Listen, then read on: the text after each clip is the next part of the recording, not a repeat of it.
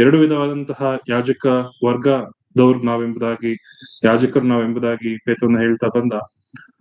ಪವಿತ್ರ ಯಾಜಕ ವರ್ಗ ಹೇಗೆ ಎಂಬುದಾಗಿ ನಾವು ನೋಡುವಾಗ, ಆರೋನನ ಒಂದು ಯಾಜಕತನ ಯಾವ ರೀತಿಯಲ್ಲಿ ಆರೋನನು ದೇವಾಲಯದ ಒಳಗಡೆ ಹೋಗಿ ದೇವರಿಗೆ ಸಮರ್ಪಕವಾದಂತಹ ಯಜ್ಞಗಳನ್ನ ಆತನು ಸಮರ್ಪಿಸ್ತಾ ಬಂದ, ಯಾವ ರೀತಿಯಲ್ಲಿ ಜನರು ತಂದಂತಹ ಯಜ್ಞಗಳನ್ನ ದೇವರ ಮುಂದೆ ಹೋಗಿ ಅವರು ಯಜ್ಞನ ಅರ್ಪಿಸ್ತಾ ಬಂದ್ರು ಎಂಬುದಾಗಿ ನಾವು ನೋಡ್ತಾ ಬಂದ್ವು. ಅದೇ ರೀತಿಯಲ್ಲಿ ರಾಜವಂಶಸ್ಥರಂತಹ ಯಾಜಕರು ಎಂಬುದಾಗಿ ನಾವು ನೋಡುವಾಗ, ರಾಜವಂಶಸ್ಥರು ಅವರು ಒಳಗಡೆ ಇರೋದಿಲ್ಲ, ಆದ್ರೆ ಮನೆಯಿಂದ ಆಚೆ ಬಂದು ಅಥವಾ ಅನ್ಯರ ಮಧ್ಯದಲ್ಲಿ ಅಥವಾ ಅವರ ಒಂದು ಸಿಂಹಾಸನಕ್ಕೆ ಸೇರಿದಂತ ಜನರ ಮಧ್ಯದಲ್ಲಿ ಅವರು ಕಾರ್ಯ ಮಾಡುವವರು. ಅದೇ ರೀತಿಯಲ್ಲಿ ಪೇತ್ರನು ಸಹ ಆ ರೀತಿಯಲ್ಲಿ ನೀವು ಇರಬೇಕೆಂಬುದಾಗಿ, ಅಂದ್ರೆ ನಿಮ್ಮನ್ನ ಕತ್ತಲೆ ಒಳಗಿಂದ ದೇವರು ತಂದು ಬೆಳಕಿನ ರಾಜ್ಯದವರನ್ನಾಗಿ ಮಾಡಿದ್ದಾನೆ, ಬೆಳಕಿನವರನ್ನಾಗಿ ನಿಮ್ಮನ್ನು ಮಾಡಿದ್ದಾನೆ.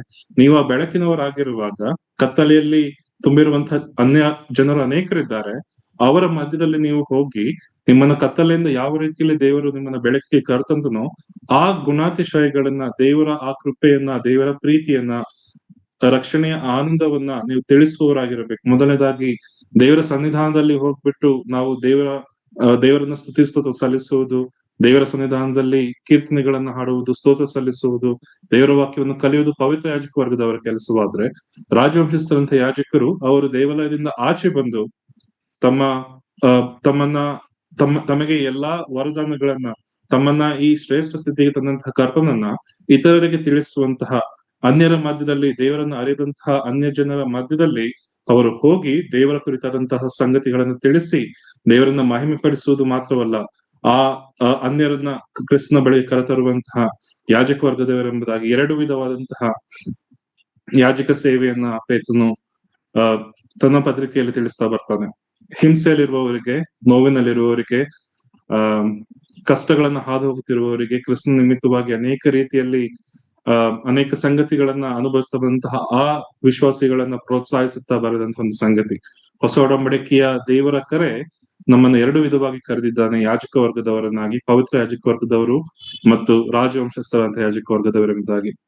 ಈ ರೀತಿ ಪವಿತ್ರ ಯಾಜಕ ವರ್ಗದವರು, ರಾಜವಂಶಸ್ಥರಂತಹ ಯಾಜಕರೆಂಬುದಾಗಿ ನಮ್ಮನ್ನ ಕರೆದಿರುವಾಗ, ಹಾಗಾದ್ರೆ ಯಾಜಕರು ಯಾವ ಯಾವ ಕೆಲಸವನ್ನು ಮಾಡ್ಬೇಕು, ಅವರು ಯಾವ ರೀತಿಯಲ್ಲಿ ತಮ್ಮ ಕಾರ್ಯಗಳನ್ನ ಮಾಡಬೇಕು, ಅವರ ಜೀವನ ಶೈಲಿ ಹೇಗಿರ್ತದೆ ಎಂಬುದಾಗಿ ನಮಗೆ ಹೊಸ ಒಡಂಬಡಿಕೆಯಲ್ಲಿ ಕೊಟ್ಟಿಲ್ಲ. ಅದನ್ನ ನಾವು ಹಳೆ ಒಡಂಬಡಿಕೆಯಲ್ಲಿ ನಾವು ನೋಡ್ತಾ ಬರಬಹುದು.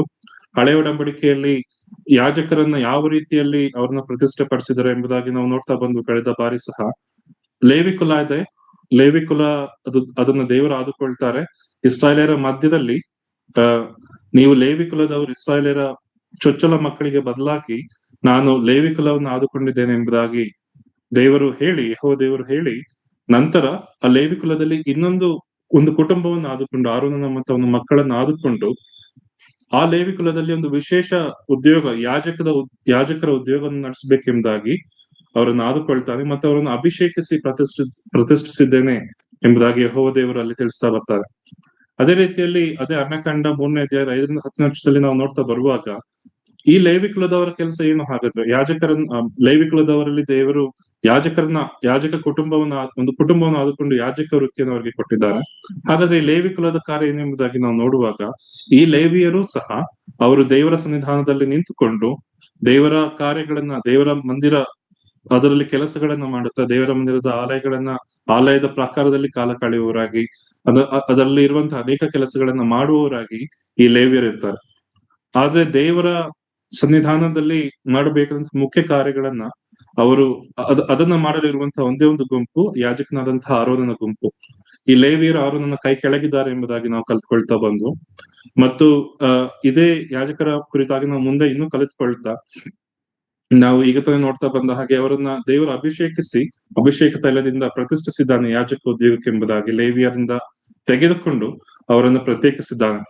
ಈ ಯಾಜಕರು ಈ ರೀತಿ ದೇವರಿಂದ ಪ್ರತ್ಯೇಕಿಸಲ್ಪಟ್ಟ ಮೇಲೆ ಅವರಿಗೆ ದೇವರ ಒಂದು ಕೆಲಸವನ್ನು ಕೊಟ್ಟಿದ್ದಾನೆ. ಆ ಕೆಲಸವನ್ನು ಮಾಡುವಾಗ ಅವರು ತಮಗೆ ಇಷ್ಟ ಬಂದ ಹಾಗೆ ಮಾಡುವುದಿಲ್ಲ, ದೇವರವರಿಗೆ ಒಂದು ಜೀವನ ಶೈಲಿಯನ್ನು ಸಹ ಕೊಟ್ಟಿದ್ದಾನೆ. ನೀವು ಇದೇ ರೀತಿಯಲ್ಲಿ ಇರಬೇಕು, ಇದೇ ರೀತಿಯಲ್ಲಿ ಕಾರ್ಯಗಳನ್ನ ಮಾಡ್ಬೇಕೆಂಬುದಾಗಿ. ಅವರು ಯಾವುದೋ ವಸ್ತ್ರಗಳನ್ನು ಹಾಕಿಕೊಂಡು ದೇವರ ಸನ್ನಿಧಾನಕ್ಕೆ ಬರುವಂತಿಲ್ಲ, ಆದ್ರೆ ಅವರಿಗೆ ಪ್ರತ್ಯೇಕವಾದಂತಹ ವಸ್ತ್ರಗಳನ್ನ ದೇವರು ಕೊಟ್ಟಿದ್ದಾನೆ. ಆ ವಸ್ತ್ರಗಳನ್ನ ಅವರು ಹಾಕಿಕೊಳ್ಳುವಾಗ ಆ ವಸ್ತ್ರಗಳು ಆ ಯಾಜಕರಿಗೆ ಗೌರವವನ್ನ, ಅಲಂಕಾರವನ್ನು ಉಂಟು ಮಾಡುವಂತದ್ದಾಗಿರ್ತದೆ. ಮಹಾಯಾಜಕನಾದ ಆರೋನನಿಗೆ ಮಾತ್ರವಲ್ಲ, ಅವನ ಮಕ್ಕಳು ಯಾಜಕರು, ಅವರೂ ಸಹ ಆ ದೇವರು ಅವರಿಗೆ ಕೊಟ್ಟಂತಹ ವಸ್ತ್ರಗಳನ್ನು ಹಾಕಿಕೊಳ್ಳುವಾಗ ಅವರಿಗೆ ಆ ವಸ್ತ್ರಗಳನ್ನು ಹಾಕಿಕೊಳ್ಳುವುದರಿಂದ ಗೌರವವು ಮತ್ತು ಅಲಂಕಾರ ಉಂಟಾಗುತ್ತದೆ ಎಂಬುದಾಗಿ ದೇವರ ವಾಕ್ಯ ನಮಗೆ ಸ್ಪಷ್ಟವಾಗಿ ತಿಳಿಸುವಂತದ್ದಾಗಿರ್ತದೆ. ಮತ್ತು ಯಾಜಕರು ಯಾವ ಯಾವ ಸಂಗತಿಗಳನ್ನ ಮಾಡ್ಬೇಕು, ಯಾಜಕನೆಂಬುದಾಗಿ ಹೇಳುವಾಗ ನಾನು ದೇವರ ಆಲಯದಲ್ಲಿರುವಾಗ ಸರಿ, ನಾನು ದೇವರು ಕೊಟ್ಟಿರುವಂತಹ ಬಟ್ಟೆಗಳನ್ನ ಹಾಕೊಂಡು ಗೌರವ ಅಲಂಕಾರ ನನಗೆ ಉಂಟಾಗುತ್ತೆ ಮತ್ತು ನಾನು ಅದನ್ನ ಬಳಸ್ಕೊಂಡು ದೇವರ ಸೇವೆ ಮಾಡ್ತೇನೆ ಎಂಬುದಾಗಿ ಹೇಳ್ಬಿಟ್ಟು ನಾನು ಆಚೆ ಬಂದ್ಬಿಟ್ಟು ನನಗ್ ಬೇಕಾದನ್ನೆಲ್ಲ ಮಾಡೋ ಹಾಗಿರ್ಲಿಲ್ಲ. ಅವರು ತಮ್ಮ ದೈನಂದಿನ ಜೀವಿತದಲ್ಲಿಯೂ ಸಹ ಪರಿಶುದ್ಧತೆಯನ್ನು ಕಾಪಾಡಿಕೊಳ್ಬೇಕಾಗಿತ್ತು. ಯಾಕಂದ್ರೆ ಅವರಿಗೆ ಸಿಕ್ಕಿರುವಂತಹ ಕರೆ ಮಹಾಪರಿಶುದ್ಧನಾದಂತಹ ಸರ್ವಶಕ್ತನಾದಂತಹ ದೇವರಿಂದ ಬಂದಿರುವಂತಹ ಕರೆ. ಆ ಕರೆ ಅವರಿಗೆ ಬಂದಿರುವಾಗ ಅದು ಟೆಂಪರರಿ ಆದ ಕರೆ ಅಲ್ಲ, ಅಥವಾ ನೀನು ಕೇವಲ ದೇವಾಲಯಕ್ಕೆ ಹೋಗ್ಬಿಟ್ಟು ಅಲ್ಲಿ ಮಾತ್ರ ಕೆಲಸ ಮಾಡುವಾಗ ಮಾತ್ರ ನೀನು ದೇವರು ಹೇಳಿದಂತ ಕಾರ್ಯಗಳನ್ನು ಮಾಡ್ಬೇಕೆಂಬುದಾಗಿ ಹೇಳಿಲ್ಲ. ಅದೇ ಅವರ ಜೀವಿತದ ಪ್ರತಿ ಹೆಜ್ಜೆಯಲ್ಲಿ ಅವರು ಅನೇಕ ಕಾರ್ಯಗಳನ್ನ ಮಾಡ್ತಾ ಬರ್ಬೇಕು. ಅವರು ಪರಿಶುದ್ಧರಾಗಿಯೇ ಇರಬೇಕು. ಪರಿಶುದ್ಧನಾದ ದೇವರನ್ನ ಅವರು ಸೇವಿಸುವಾಗ, ಪರಿಶುದ್ಧನಾದ ದೇವರ ಕೆಲಸಗಳನ್ನ ಮಾಡುವಾಗ, ಪರಿಶುದ್ಧನಾದ ದೇವರ ಮುಂದೆ ನಿಂತುಕೊಳ್ಳುವಾಗ ಆ ಸಮಯದಲ್ಲಿ ಮಾತ್ರವಲ್ಲ, ಆದ್ರೆ ಅವರ ಜೀವಿತದ ಪ್ರತಿ ಹೆಜ್ಜೆಯಲ್ಲಿ, ಪ್ರತಿ ಆಲೋಚನೆಗಳಲ್ಲಿ, ಅವರು ಉಡುವಂತಹ ಬಟ್ಟೆಗಳಲ್ಲಿ, ಅವರು ಸೇವಿಸುವಂತಹ ಆಹಾರದಲ್ಲಿ, ಅವರು ಯಾರ ಜೊತೆಲಿ ಇರ್ತೇವೆ ಎಂಬುದಾಗಿ, ಅವ್ರು ಯಾವ ಕೆಲಸಗಳನ್ನ ಮಾಡ್ತಾರೆ ಎಂಬುದಾಗಿ, ಹೀಗೆ ಅವರ ಎಲ್ಲಾ ಜೀವಿತದ ಕೆಲಸ ಕಾರ್ಯಗಳಲ್ಲಿ, ಅವರೊಬ್ಬರನ್ನ ಮದುವೆ ಆಗ್ತಿದ್ದಾರೆ ಅಂದ್ರೆ ಆ ಕಾರ್ಯಗಳಲ್ಲಿಯೂ ಸಹ, ಹೀಗೆ ಅವರ ಕುಟುಂಬ ಹೇಗಿರ್ತದೆ, ಅವರ ಕುಟುಂಬದಲ್ಲಿ ಯಾರನ್ನ ಸೇರಿಸ್ಕೊಳ್ಬಹುದು, ಯಾರನ್ನ ಸೇರಿಸ್ಕೊಳ್ಳಬಾರ್ದು, ಹೀಗೆ ಅನೇಕ ವಿಧವಾದಂತಹ ಕಟ್ಟಳೆಗಳನ್ನ ದೇವರು ಯಾಜಕರಿಗೆ ಕೊಡ್ತಾರೆ. ಮತ್ತು ಯಾಜಕರು ದೇವರ ಆಲಯವನ್ನ ಅವರು ದೇವರ ಆಲಯದಲ್ಲಿ ಕೆಲಸ ಮಾಡುವವರು ಮಾತ್ರವಲ್ಲ, ದೇವರ ಆಲಯದಲ್ಲಿ ಅವರಿಗೆ ಪ್ರತ್ಯೇಕ ವಸ್ತ್ರಗಳಿರುವುದು ಮಾತ್ರವಲ್ಲ, ಅವರು ತಮ್ಮ ಜೀವಿತದಲ್ಲಿ ಹೀಗೆ ಇರಬೇಕೆಂಬುದಾಗಿ ಮಾತ್ರವಲ್ಲ, ಅವರಿಗೆ ಇರುವಂತಹ ಇನ್ನೊಂದು ಕೆಲಸ ಇಸ್ರಾಯೇಲರನ್ನ ಅವರು ಆಶೀರ್ವದಿಸಬೇಕು, ಯೆಹೋವನ ಹೆಸರಿನಿಂದ ಅವರನ್ನ ಆಶೀರ್ವದಿಸುವುದು, ಮತ್ತು ಯಾವ ರೀತಿಯಲ್ಲಿ ಯಾವ ಪದಗಳನ್ನು ಉಪಯೋಗಿಸಿ ಆಶೀರ್ವದಿಸಬೇಕೆಂಬುದಾಗಿ ಅರಣ್ಯಕಾಂಡದ 6ನೇ ಅಧ್ಯಾಯದಲ್ಲಿ ತಿಳಿಸ್ತಾ ಬರ್ತಾರೆ. ಅದನ್ನೆಲ್ಲ ನಾವು ಕ್ರೋಢೀಕರಿಸಿ ನಾವು ನೋಡೋದಾದ್ರೆ, ಯೆಹೋವನ ಸಾನ್ನಿಧ್ಯ ಸೇವೆ ಮಾಡುವವರು ಮತ್ತು ಯೆಹೋವನ ಹೆಸರಿನಿಂದ ಜನರನ್ನ ಆಶೀರ್ವದಿಸುವವರು ಮತ್ತು ಇಸ್ರಾಯೇಲರ ವ್ಯಾಜ್ಯಗಳನ್ನ ಮತ್ತು ಅವರಲ್ಲಿರುವಂತಹ ಎಲ್ಲ ಮನಸ್ತಾಪಗಳನ್ನ ಅವರು ಯಾಜಕರ ಬಳಿಗೆ ಕರೆದುಕೊಂಡು ಹೋಗುವಾಗ ಯಾಜಕರ ವಿಷಯದಲ್ಲಿ ತೀರ್ಮಾನವನ್ನು ಕೊಡಬೇಕೆಂಬುದಾಗಿ ಧರ್ಮೋಪದೇಶ ಕಾಂಡದಲ್ಲಿ ನಾವು ನೋಡ್ತಾ ಬರ್ತೇವೆ. ಹೀಗೆ ಅನೇಕ ಕಾರ್ಯಗಳನ್ನ ದೇವರು ಯಾಜಕರಿಗೆ ನೇಮಿಸ್ತಾ ಬರ್ತಾನೆ. ಯಾಜಕರು ಹೇಗಿರ್ಬೇಕು, ಯಾವ ಕೆಲಸಗಳನ್ನ ಮಾಡ್ಬೇಕು, ಯಾವ ರೀತಿಯಲ್ಲಿ ಕುಟುಂಬದಲ್ಲಿ ಇರ್ಬೇಕು, ಯಾವ ಆಹಾರವನ್ನು ಸೇವಿಸಬೇಕು, ಯಾವ ರೀತಿಯಲ್ಲಿ ಜನರನ್ನ ಆಶೀರ್ವದಿಸಬೇಕು, ಯಾವ ರೀತಿಯಲ್ಲಿ ಇಸ್ರಾಯೇಲರ ವಾಜ್ಯಗಳನ್ನು ತೀರಿಸಬೇಕು, ಹೀಗೆ ಅನೇಕ ಸಂಗತಿಗಳನ್ನ ದೇವರು ತಿಳಿಸುತ್ತಾ ಕೊನೆಯದಾಗಿ ಯಾಜಕ ಕಾಂಡದ 10ನೇ ಅಧ್ಯಾಯದಲ್ಲಿ ಆತನು ಹೇಳ್ತಾನೆ, ನಿಮಗಿರುವಂತಹ ದೇವರಿಗೆ ಮೀಸಲಾದಂತಹ ವಸ್ತುಗಳನ್ನ, ಅಂದ್ರೆ ದೇವರಿಗೆ ಮೀಸಲಾದಂತಹ ವಸ್ತುಗಳನ್ನ ಜನರು ತರುವಾಗ ಶುದ್ಧವಾಗಿರುವಂತಹ ವಸ್ತುಗಳು ಯಾವುದು, ಅಶುದ್ಧವಾಗಿರುವಂತಹ ವಸ್ತುಗಳು ಯಾವುದು ಎಂಬುದಾಗಿ ವಿವೇಚಿಸಿ ದೇವರ ಸನ್ನಿಧಾನಕ್ಕೆ ನಾನು ಇಸ್ರಾಯೇಲರು ಸಮರ್ಪಿಸುವಂತ ವಸ್ತುಗಳನ್ನ ದೇವರ ಸನ್ನಿಧಾನಕ್ಕೆ ಯಾಜಕನು ಕರ್ಕೊಂಡು ಹೋಗುವಾಗ ಆ ವಸ್ತುಗಳು ದೇವರಿಗೆ ಅಂಗೀಕಾರವಾಗಿರುವಂತವುಗಳ, ಆ ವಸ್ತುಗಳಿಂದ ನಾನು ದೇವರಿಗೆ ನಾನು ಸಮರ್ಪಿಸಬಹುದು ಎಂಬುದಾಗಿ ಅದನ್ನು ವಿವೇಚಿಸುತ್ತಾ, ಮತ್ತು ದೇವರು ಯಾವ ಯಾವ ಕಟ್ಟಳೆಗಳನ್ನ ಇಸ್ರಾಯೇಲರಿಗೆ ಕೊಟ್ಟಿದ್ದಾನೆ, ಪರಿಶುದ್ಧರಾಗಿ ಜೀವಿಸಲು ದೇವರು ಅನೇಕ ಆಜ್ಞೆಗಳನ್ನ ಕೊಡ್ತಾನೆ ಇಸ್ರಾಯೇಲರಿಗೆ. ಆಜ್ಞೆಗಳನ್ನ ಬೋಧಿಸುವಂತಹ ಒಂದು ಜವಾಬ್ದಾರಿಯನ್ನು ಸಹ ಯಾಜಕರಿಗೆ ಯೆಹೋವ ದೇವರು ಕೊಡ್ತಾರೆ. ಸೊ ಈ ಸಂಗತಿಗಳ ಕುರಿತಾಗಿ ಸಹ ನಾವು ಕಳೆದ ಬಾರಿ ಕಲ್ತ್ಕೊಳ್ತಾ ಬಂದು, ಇದು ಇಸ್ರಾಯೇಲರು ಅರಣ್ಯ ಯಾತ್ರೆಯಲ್ಲಿ ಇರುವಾಗ ಆದಂತ ಸಂಗತಿಗಳು, ಮತ್ತು ಇದೇ ಸಂಗತಿಗಳನ್ನ ನಾವು ಅವರು ಅರಣ್ಯಕಾಂಡದಲ್ಲಿ ಅವ್ರು ಯಾವಾಗ ನಡ್ಕೊಳ್ತಾ ಬರ್ತಾರ ಅಂದ್ರೆ ಅವರ 40 ವರ್ಷ ಅರಣ್ಯ ಪ್ರಯಾಣದಲ್ಲಿ ಅವ್ರ ಇನ್ನೇನು ಆ ಪ್ರಯಾಣ ಮುಗಿತಾ ಇದೆ, ಅವರು ತಮ್ಮ ವಾಗ್ದತ್ತ ದೇಶವಾದ ಕಾನಾನ್ ದೇಶಕ್ಕೆ ಬರ್ತಾ ಇದ್ದಾರೆ ಎಂಬುದಾಗಿ ಹೇಳುವಾಗ ಒಂದು ಕ್ರಮವನ್ನ ದೇವರು ತಿಳಿಸ್ತಾರೆ. ಒಂದು ಕ್ರಮ, ನೀವು ಹೇಗೆ ಬರ್ಬೇಕಂದ್ರೆ 12 ಕುಲವಿದ್ದೀರಿ, 12 ಕುಲದಲ್ಲಿ 11 ಕುಲದವರು ಅವರು ಯುದ್ಧ ಸನ್ನದ್ಧರಾಗಿ ಅವರು ಮಂಜುಷದ ಸುತ್ತಲೂ ಹೊರಡಬೇಕು. ಅಂದ್ರೆ ಅವ್ರಿಗೂ ಮಂಜುಷಕ್ಕೂ ಸುಮಾರು 1000 ಅಡಿ ಅಂತರ ಇರುತ್ತೆ, ಅವರು ದೇವರ ಸನ್ನಿಧಾನಕ್ಕೆ ಬರೋ ಹಾಗಿಲ್ಲ.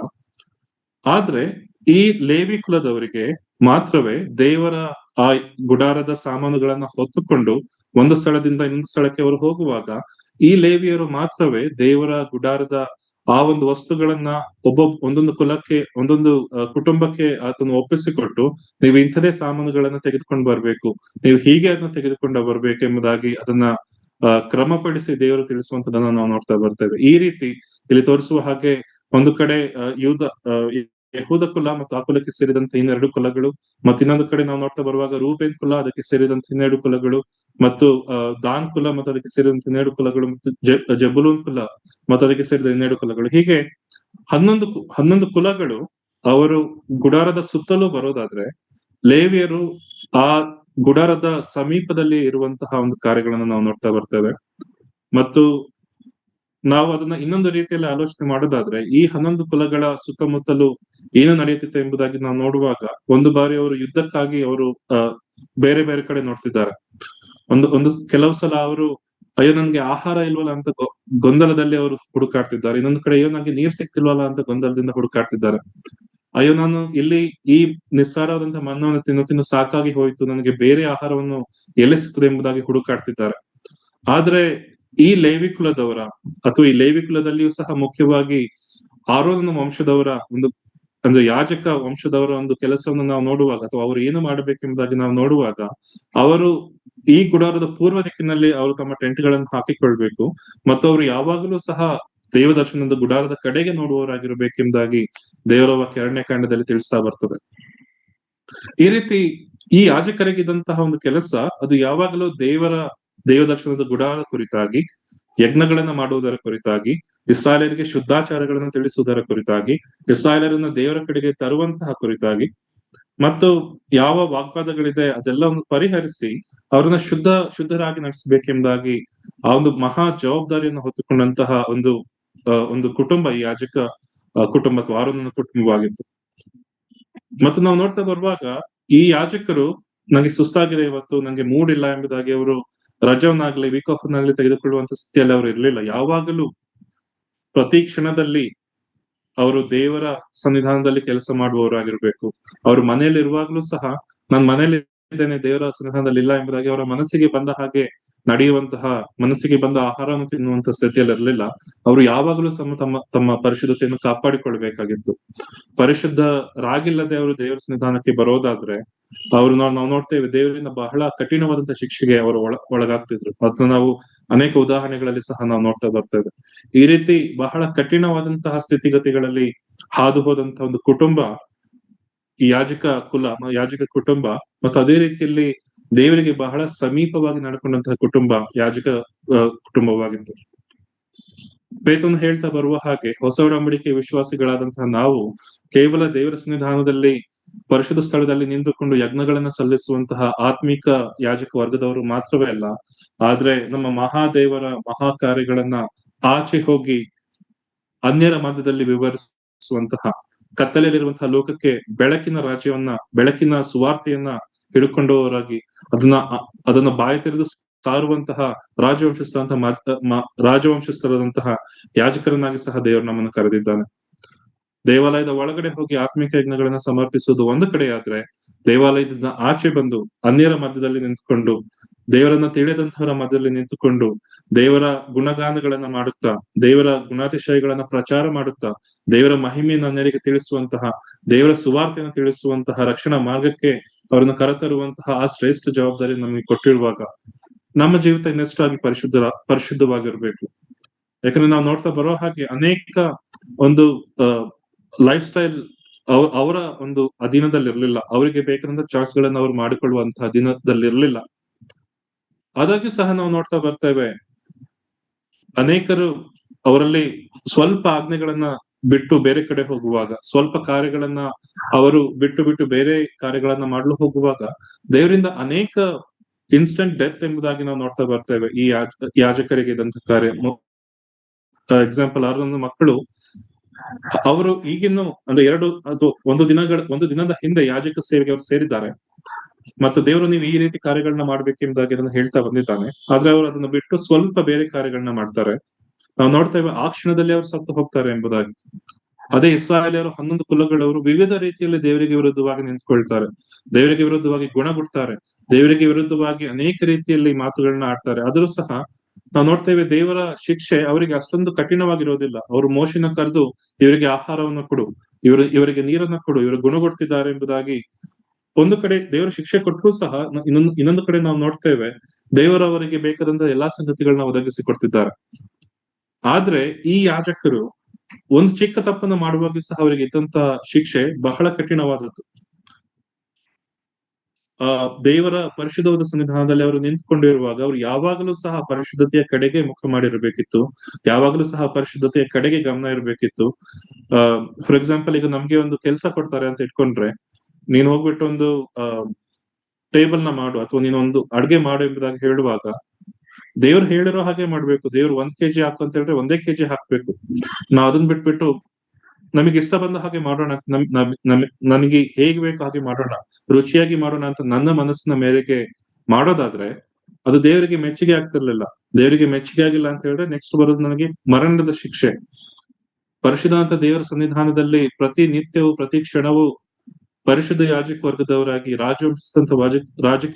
ರಾಜವಂಶಸ್ಥರಂತಹ ಯಾಜಕ ವರ್ಗದವರಾಗಿ ಕರೆಯಲ್ಪಟ್ಟಿರುವಂತಹ ನಾವು, ನನ್ನ ಜೀವಿತ, ನನ್ನ ಆಲೋಚನೆ, ನಾನು ಅನ್ಯರೊಂದಿಗೆ ಇರುವಂತಹ ಜೀವಿತ, ನನ್ನ ಮನೆಯಲ್ಲಿರುವಾಗ ನನ್ನ ಜೀವಿತ, ಸಭೆಯಲ್ಲಿರುವಾಗ ನನ್ನ ಜೀವಿತ ಹೇಗಿದೆ, ನಾನು ಹಾಕಿಕೊಳ್ಳುವಂತಹ ಬಟ್ಟೆಗಳೇ ಆಗ್ಲಿ, ನನ್ನ ಸ್ನೇಹಿತರು, ನನ್ನ ಸಹೋದ್ಯೋಗಿಗಳು, ನನ್ನ ಶಾಲೆಯಲ್ಲಿ ನನ್ನ ಜೊತೆಯಲ್ಲಿ ಫ್ರೆಂಡ್ಸ್ ಹೇಗಿದ್ದಾರೆ, ನನ್ನ ವಿವಾಹದ ಕುರಿತಾಗಿ ನನ್ನ ಆಲೋಚನೆಗಳು ಹೇಗಿದೆ, ನನ್ನ ಜೀವಿತದ ಕುರಿತಾಗಿ ನನ್ನ ಆಲೋಚನೆಗಳು ಹೇಗಿದೆ. ಯಾಜಕ ಸೇವೆ ಅದು ಶಾಶ್ವತವಾದಂತಹ ಸೇವೆ. ಅಲ್ಲಿ ಯಾವುದೇ ವೀಕ್ ಆಫ್ ಇಲ್ಲ. ದೇವರ ಜೊತೆಯಲ್ಲಿ ಇದ್ದು ಸಾಕಾಗಿ ಹೋಯ್ತು, ನಾನು ಬೇರೆ ಕಡೆ ಹೋಗ್ತೇನೆ ಎಂಬುದಾಗಿ ಇಲ್ಲ.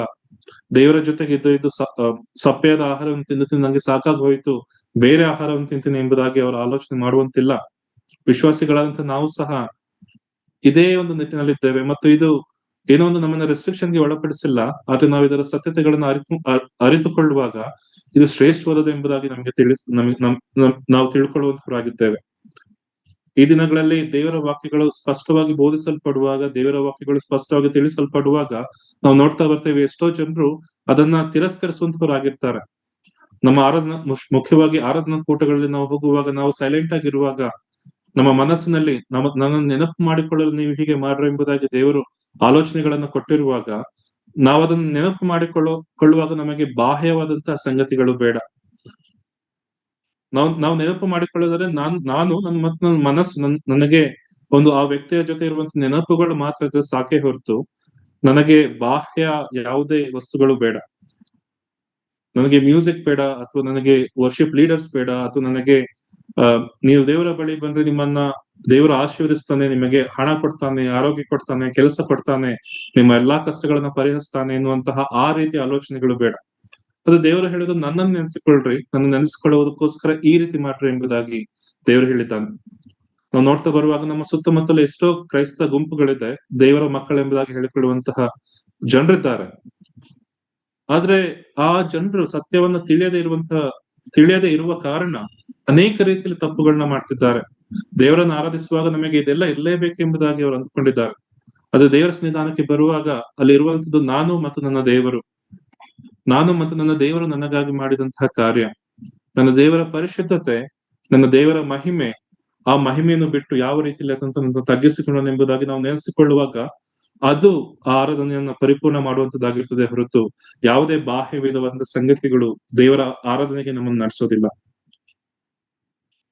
ನಾವು ನೋಡ್ತಾ ಬರೋ ಹಾಗೆ ಈ ಯಾಜಕ ಸೇವೆ ಮೊದಲು ನಾವು ನೋಡ್ತಾ ಬರ್ತೇವೆ. ಆರೋನನ ಕಾಲದಲ್ಲಿ ಆಗ್ಲಿ ಅಥವಾ ಫಿನೆಹಾಸನ ಕಾಲದಲ್ಲಿ ಆಗ್ಲಿ, ಅವರು ಮೊದಲು ಯೋಗ್ಯವಾಗಿ ಅದನ್ನು ನಡ್ಸ್ಕೊಳ್ತಾ ಬಂದ್ರು, ಪರಿಶುದ್ಧತೆಯನ್ನು ಕಾಪಾಡಿಕೊಂಡ್ರು, ಪರಿಶುದ್ಧರಾಗಿ ನಡ್ಕೊಂಡು ಬಂದ್ರು. ಯಾಕೆಂದ್ರೆ ಅವರು ದೇವರ ಮಹಿಮೆಯನ್ನು ನೋಡಿದ್ರು, ದೇವರ ಮಹಿಮೆಯನ್ನು ತಿಳ್ಕೊಂಡಿದ್ರು, ದೇವರ ಕಾರ್ಯಗಳೇನೆಂಬುದಾಗಿ ಗ್ರಹಿಸಿಕೊಂಡಿದ್ರು, ದೇವರ ಕೊಟ್ಟಂತಹ ಆಜ್ಞೆಗಳನ್ನು ಅವರು ತಿಳ್ಕೊಂಡವರಾಗಿದ್ರು, ಮತ್ತು ಅದಕ್ಕೆ ತಕ್ಕ ಹಾಗೆ ನಡೆಯುವಾಗ ದೇವರ ಮಹಿಮೆಯನ್ನು ಅವರು ಗ್ರಹಿಸಿಕೊಂಡ್ರು ಎಂಬುದಾಗಿ ನಾವು ನೋಡ್ತಾ ಬರ್ತೇವೆ. ಅದೇ ನಂತರದ ಕಾಲದಲ್ಲಿ ನಾವು ನೋಡ್ತಾ ಬರುವಾಗ ಪ್ರವಾದಿಗಳು ಯಾವ ರೀತಿಯಲ್ಲಿ ಯಾಜಕರನ್ನ ಖಂಡಿಸ್ತಾರೆ, ಪ್ರವಾದಿಗಳು ಯಾವ ರೀತಿಯಲ್ಲಿ ಯಾಜಕರನ್ನ ನೀವು ಮಾಡ್ತಿರುವಂತಹ ಕಾರ್ಯಗಳು ತಪ್ಪು ಎಂಬುದಾಗಿ ತಿಳಿಸ್ತಾರೆ. ಯಾವ ವ್ಯಕ್ತಿಗಳನ್ನ ದೇವರು ನೀವು ನನ್ನವರಾಗಿರ್ಬೇಕೆಂಬುದಾಗಿ ಆದುಕೊಂಡಿದ್ನೋ, ನೀವು ನನಗೆ ಯಜ್ಞಗಳನ್ನ ಮಾಡಬೇಕೆಂಬುದಾಗಿ ಆದುಕೊಂಡಿದ್ನೋ, ನನ್ನ ಸನ್ನಿಧಾನದಲ್ಲಿ ನೀವು ಇರಬೇಕೆಂಬುದಾಗಿ ಆದುಕೊಂಡಿದ್ನೋ, ದೇವರ ಮಹಿಮೆಯನ್ನ, ದೇವರ ಪ್ರಸನ್ನತೆಯನ್ನ ಯಾರು ಕಣ್ಣಾರೆ ಕಾಣುವಂತ ಭಾಗ್ಯ ಅವರಿಗೆ ಇತ್ತೋ, ಆ ಒಂದು ಗುಂಪು ಏನಾಗಿದೆ, ಅವರು ದೇವರನ್ನ ಬಿಟ್ಟು ತಮಗೆ ಇಷ್ಟಪಟ್ಟಂತ ಕಾರ್ಯಗಳನ್ನ ಅವರು ಮಾಡ್ತಾ ಬರುವಾಗ ನನ್ನ ದೃಷ್ಟಿಯಲ್ಲಿ ಇದು ಸರಿ ಇಲ್ಲ. ದೇವರು ಈ ರೀತಿ ಯಜ್ಞ ಮಾಡು ಅಂತ ಹೇಳಿದ್ದಾನೆ, ನನ್ಗೆ ಯಾಕೆ ಸರಿ ಕಾಣ್ತಿಲ್ಲ, ನಾನು ಸ್ವಲ್ಪ ಬದಲಾಯಿಸ್ಕೊಳ್ತೇನೆ ಎಂಬುದಾಗಿ ಅವರು ದೇವರನ್ನ ಬಿಟ್ಟು ಬೇರೆ ಸಂಗತಿಗಳಿಗೆ ಹೋಗುವಾಗ, ದೇವರೇ ತನ್ನ ಆಲಯವನ್ನ, ತನ್ನ ಮಹಿಮೆಯನ್ನು ತಾನು ಇಷ್ಟಪಟ್ಟು ಆದುಕೊಂಡಂತಹ ಸೊಲೊಮೋನನಿಗೆ ವಾಗ್ದಾನ ಮಾಡಿ, ನನ್ನ ಪ್ರಸನ್ನತೆ ಯಾವಾಗಲೂ ಈ ಸ್ಥಳದಲ್ಲಿ ಇರ್ತದೆ ಎಂಬುದಾಗಿ ಹೇಳಿದಂತಹ ಒಂದು ಸಂದರ್ಭ ಮತ್ತು ಯೆಹೆಜ್ಕೇಲನ, ಯೆರೆಮೀಯನ ಮತ್ತು ಆನಂತರದ ಪ್ರವಾದಿಗಳ ಕಾಲದಲ್ಲಿ ನಾವು ನೋಡ್ತಾ ಬರ್ತೇವೆ, ದೇವರ ಮಹಿಮೆ, ದೇವರ ಒಂದು ಪ್ರಸನ್ನತೆ ದೇವಾಲಯವನ್ನು ಬಿಟ್ಟು ಹೋಯಿತು ಎಂಬುದಾಗಿ ನಾವು ನೋಡ್ತಾ ಬರ್ತೇವೆ. ಹೊಸ ಒಡಂಬಡಿಕೆಯ ವಿಶ್ವಾಸಿಗಳಾದಂತಹ ನಮ್ಮ ಜೀವಿತದಲ್ಲಿ ಅದೇ ರೀತಿ ಆಗ್ತಿದೆ ಅಲ್ವಾ? ನಾವು ಸಹ ಇತಿಹಾಸವನ್ನ ಅಥವಾ ಸತ್ಯವೇದವನ್ನು ಕಲಿಯೋದಾದ್ರೆ ಎಷ್ಟೋ ಸಂಗತಿಗಳು ನಮ್ಮನ್ನ ಬಹಳವಾಗಿ ಎಚ್ಚರಿಸುವಂತವುಗಳಾಗಿರ್ತವಲ್ಲ. ಆದಿ ಸಭೆ, ಅಪೊಸ್ತಲರ ಕಾರ್ಯದಲ್ಲಿ ಉಂಟಾದಂತ ಸಭೆ ನಾವು ನೋಡ್ತಾ ಬರುವಾಗ, ದೇವರ ಪ್ರಸನ್ನತೆಯಲ್ಲಿ ಅವರು ಬೆಳೆಯುವಾಗ, ದೇವರ ಕಾರ್ಯಗಳನ್ನ ದೇವರು ತಿಳಿಸಿದ ಹಾಗೆ ಮಾಡುವಾಗ, ದೇವರ ಕಾರ್ಯಗಳನ್ನ ತಿಳ್ಕೊಂಡು ದೇವರಿಗೆ ಹೆಚ್ಚಾಗಿ ಮಹಿಮೆಯನ್ನು ತರಬೇಕೆಂಬುದಾಗಿ ಅವರ ಕಾರ್ಯಗಳನ್ನ ಮಾಡ್ತಾ ಬರುವಾಗ ನಾವು ನೋಡ್ತೇವೆ, ದೇವರ ಕಾರ್ಯಗಳ ಮುಖಾಂತರವಾಗಿ ಹೊಸ ಹೊಸ ಸಭೆಗಳು, ಹೊಸ ಹೊಸ ವಿಶ್ವಾಸಿಗಳು ಸಭೆಗೆ ಸೇರಿಸಲ್ಪಟ್ರು. ಅನೇಕ ಅದ್ಭುತಗಳು ಅಲ್ಲಿ ನಡೆಯಿತು. ಅವರು ಒಂದಾಗಿ ಸೇರಿ ಪ್ರಾರ್ಥನೆ ಮಾಡುವಾಗ ಹಿಂಸೆಗಳಿದೆ ಒಂದು ಕಡೆ, ಅನೇಕರು ಸಾಯ್ತಾ ಇದ್ದಾರೆ, ಅನೇಕರು ಪ್ರತಿದಿನ ಪೆಟ್ಟು ತಿಂತಿದ್ದಾರೆ, ಅನೇಕರು ಹಸಿವಿನಲ್ಲಿದ್ದಾರೆ. ರೋಮ ಸಾಮ್ರಾಜ್ಯ ಕ್ರೂರವಾಗಿ ಅವರನ್ನ ಖಂಡಿಸ್ತಿದೆ, ಕ್ರೂರವಾಗಿ ಅವರನ್ನ ಹಿಂಸಿಸ್ತಿದೆ, ಕ್ರೂರವಾಗಿ ಕ್ರೈಸ್ತರನ್ನ ಕೊಲ್ತಿದೆ. ಅದೆಲ್ಲದರ ಮಧ್ಯದಲ್ಲಿ ನಾವು ನೋಡ್ತಾ ಬರುವಾಗ ಕ್ರೈಸ್ತರಿನ ಒಂದು ಹೆಸರನ್ನ ಹೊಂದಿಕೊಂಡಂತಹ ಸಭೆ, ಇವರು ಕ್ರಿಸ್ತನ ಹಾಗೆ ನಡೆಯುತ್ತಾರೆ ಎನ್ನುವಂತಹ ಒಂದು ಸಭೆ, ದೇವರಾದುಕೊಂಡಂತಹವರು ಇವರು ಎಂಬುದಾಗಿ ಹೇಳುವಂತಹ, ಅನ್ಯರು ಹೇಳುವಂತಹ ಒಂದು ಗುಂಪಾಗಿ ಇವರು ಬೆಳೆಯುತ್ತಾರೆ.